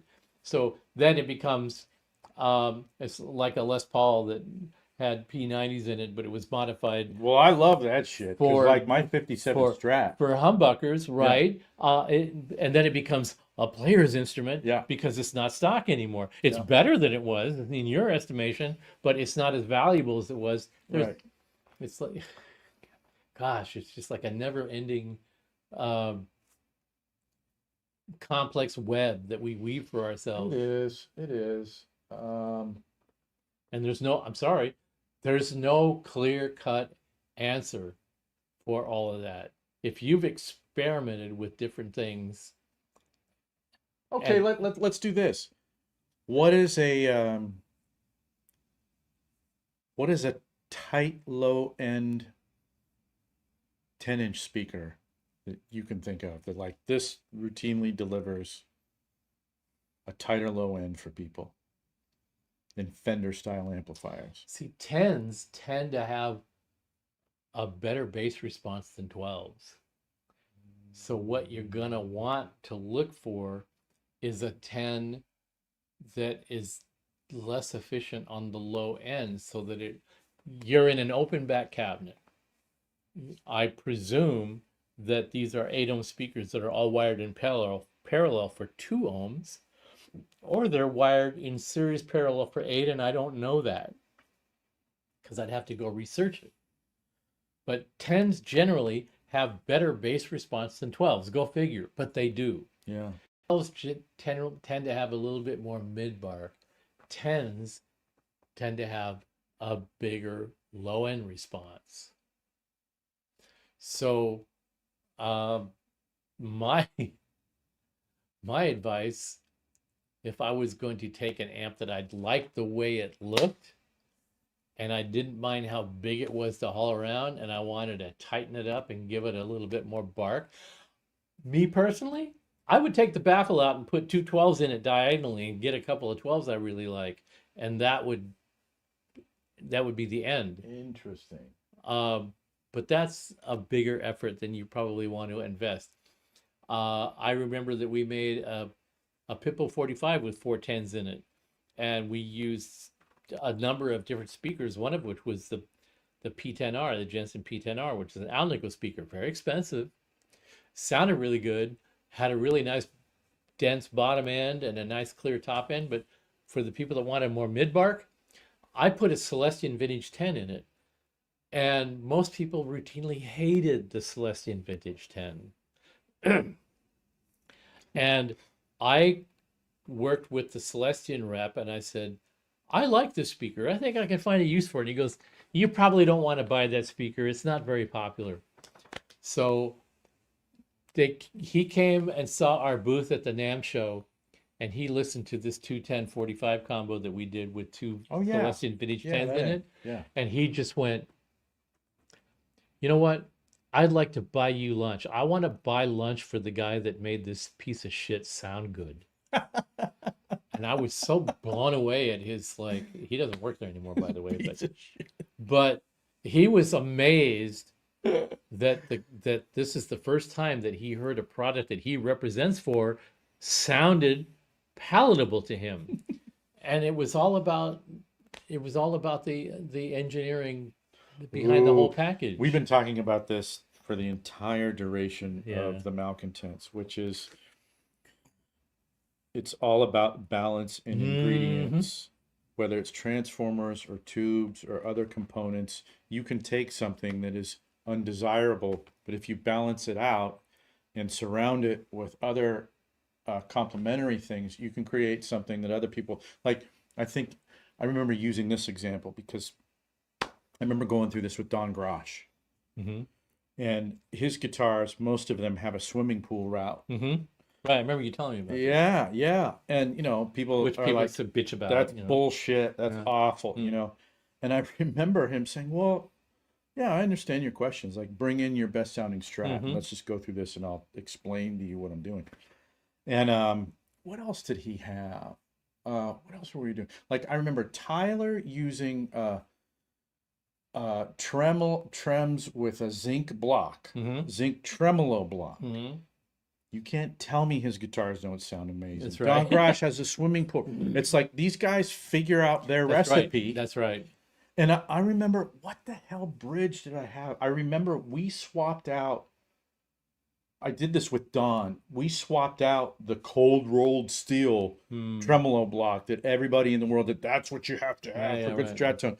And we put it in a Grosh guitar and it's like, this sounds like ass. And we put back in, I forget what he was using. It was like, this sounds like God. And I was putting this up against my 57 Strat with a completely different recipe. And I imagine you do that a lot. You get it in every industry. There's this thing. You would go in the 90s, you would go to the Harley dealership and buy a brand new Harley for $8,000, and then you would put another $2,000 buying aftermarket shit that the motorcycle was never designed to run with, but you'd improved it by buying all this crap that you put on it. And what you did was you lowered the resale value by $2,000, you reduced the performance, increased the gas consumption, made it louder, you got tickets all the time for noise violations, you had to carry around your spare set of, I saw this so many times, guys that were touring across the country on their motorcycles, they carried a spare set of mufflers, pipes in their backpack, and when they saw a cop, they'd pull over and they'd put the muffler pipes back on the bike so they wouldn't get pulled over for a noise violation. As soon as the cop left, they'd take them off and put the open mufflers back on, and then off they went. It's craziness. And then Harley went, all these people are buying these cheap aftermarket garbage parts because they look more vintage. So they went, you know what? Well, we can't compete with that anymore. So we're just going to make our own. So they made their own brand of aftermarket shit parts to do upgrades on their motorcycles, and they branded it Screaming Eagle. That is brilliant. That's brilliant. So you could go It's into cynical, Harley, but it's you could brilliant. go into the Harley dealership and buy a fully blown, well-engineered, totally tuned motorcycle that would meet the street regulations for noise emissions in the state that you're in and all that stuff. Be perfect for that. And then they would sell you cheaper garbage to put on the bike to make it look cooler and run crappy, and charge you a premium for it, and had their own brand Screaming Eagle on it, and you would buy those. And then when you went to sell the bike, the only way you could get the full resale value out is take all that crap off, and hopefully you kept all the original parts. But if you went to certain dealerships, they would give you the bike and the bill, and they would keep all your original parts, and then the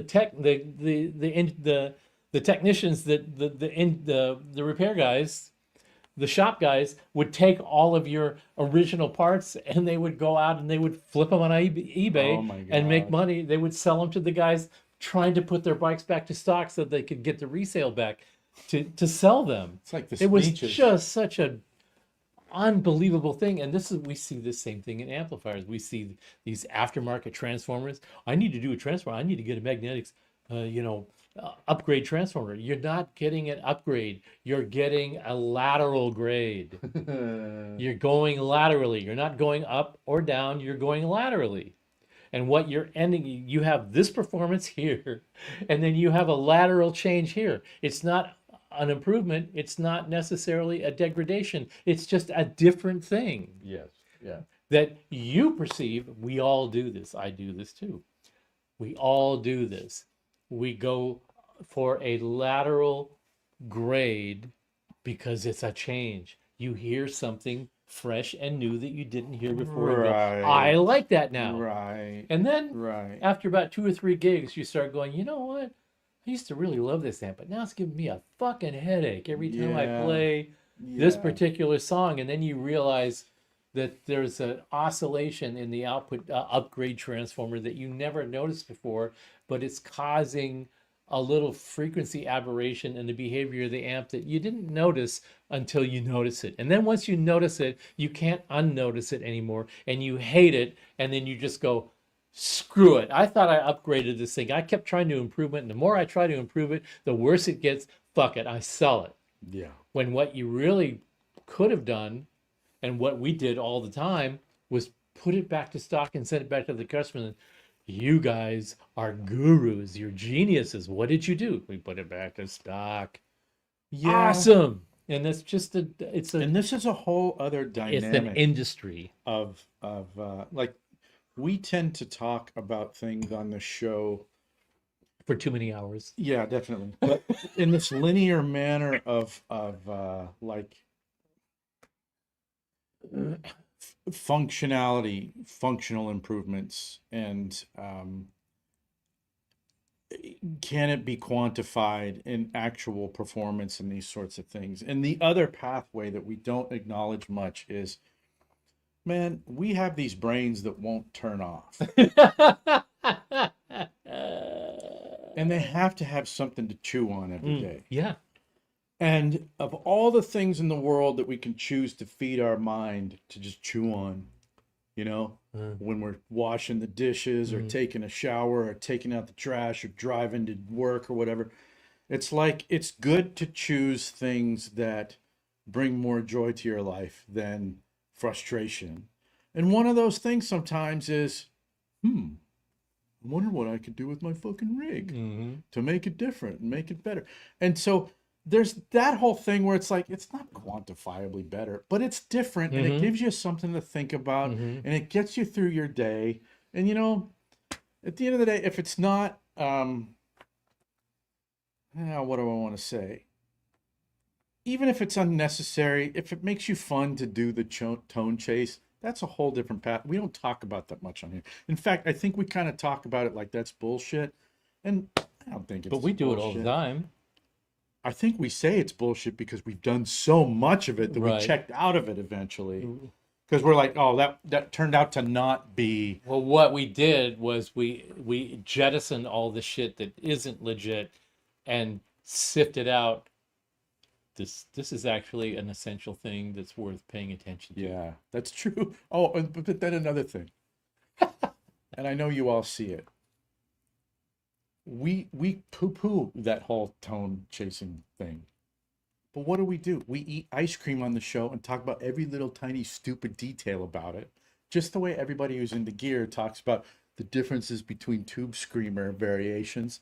It's like we're so hypocritical. We're absolutely top-notch nerds about this shit.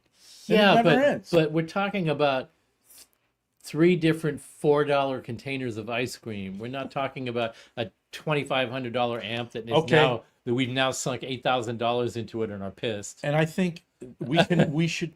That's a great thing to make Qualify. more clear. We have to is- qualify that. I think what we're trying to say in a super roundabout way over and over again is we do want to help people save We have money to and keep save things in time. check. Yeah. And qualify Yeah. what we're actually talking about. And this Yeah. is why, I'm sorry if it sounds bitchy, but this is why we have to qualify what you're asking by getting a context so that we're actually giving you something useful rather than just, go just we need to do this thing with the magnet, because that's really what it is. I mean, if we don't do that, then we're Just definitely buy a new thing. Keep Yeah. buying the new thing.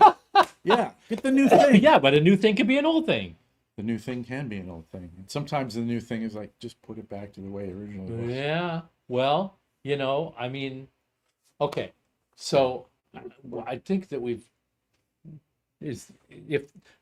if there's any additional questions left that you want to approach, let's grab one of those. In the meantime, I would like to say thank you guys so much for hanging out with us, and especially in the chat, thank you guys for interacting with each other and helping each other and supporting each other and giving each other a little bit of encouragement and understanding and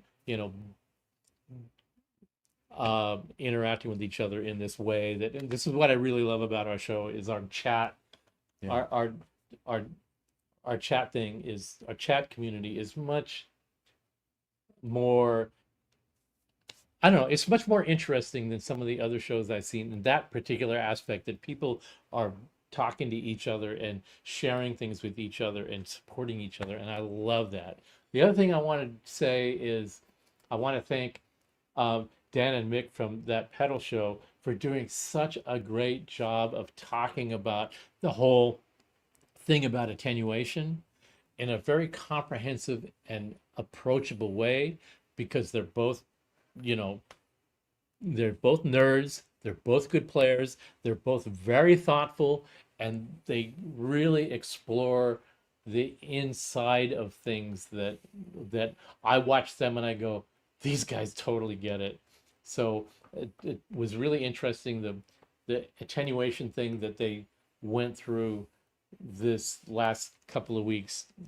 Really useful, informative, and instructive, number one. And number two, they brought up a subject that we started talking about 10 years ago, which was taking little amps and making them bigger. Yeah. And all the attention from that point on was about big amps getting smaller. But we always said from the very beginning that one of the big strengths of this product was going to be making little amps bigger, because everybody has lots of little amps in their closet. Yeah. And how can we make them more usable? And they took that ball and ran with it this time. And it was so great to see that, because they really got it this time. And We got to get appreciate them on that. the show. We need to do that. Actually. But I want to give them an extra shout out. And if you get a second, go check out That Pedal Show, this last week's episode. It's really worth paying attention to. And and I think you get a lot out of it. And do you have anything else that we needed? Well, Any other questions? there was a lot more in there, but we just went really long, and so we'll go through this stuff. I'm sorry we didn't get to everything this week. We'll be back again, and Let's we can let's call. just do one closing one. Is there one? The next one on the list was, have you talked about Randall Smith's YouTube channel, which I would love to get him on here too. I But you tried watched it. more of it than I. I haven't really watched it that much, but I think it's really interesting. And I did reach out to Randall. We've known each other a long time, and I did reach out to him a couple of years before he left and sold the company, and tried to get him on our show, and he didn't seem to be interested at the time. But now he's out there talking about his legacy, and I think that that's really interesting and informative, and it's kind of, to me, like, really, this is the first time that he has actually gone out in front of his company and explained his story and MO the way nobody else could Yeah, before. come on backstage. I'll show you around. Yeah, and that's pretty remarkable, because he was always had his coterie in front Yeah. doing all the talking for him, but now he's out there doing the talking for himself, and I think that needs to be that needs some more exposure, because he's saying some really interesting things. He's going through his thought process, his history from his perspective, and I'm probably going to have to try to reach out to him again and say, why don't you just come on, because I know the kind of person he is. He's just like, he's very irreverent, and he's very I mean, he's very opinionated and very irreverent about his opinions, but he's also got a great story and a great history. And yeah, it's something that if we could have that conversation, it would be great. And if can't, we can't. It's So not we'll like I try haven't again. tried. We'll We'll try give it a again. shot Okay. again. All right. I see Rush conversation in the chat, which now I'm jealous because I love Rush. All right, well, I guess that's it. We'll be back in 2 weeks. We'll look through here and call salient questions, and we can bring them back next time. And man, we went long. And yeah, That's what we Ozzy's do. gone. And Yeah. that really, really, really, really, really sucks. You know what, though? I'm going to say this. That is such a different dynamic, and the way that developed and ended is much more interesting, authentic, and inspiring than any other legacy artist leaving the scene that I've ever seen, because he actually left something positive and lasting in his last days that I haven't seen anybody else do it. Well, David Bowie did that, in a very different way. Okay, but- so in this instance, we put David Bowie and Ozzy Osbourne shoulder to shoulder, and isn't that pretty remarkable? I It's think that's remarkable. fantastic. It's really remarkable. Love Ozzy to death, man. Oh my God. I can't All believe it's right, gonna- love you guys. Thanks Yeah. for hanging. Yeah. All right. And we'll see you in a couple weeks. Take care of each other. All right. Good night, you guys.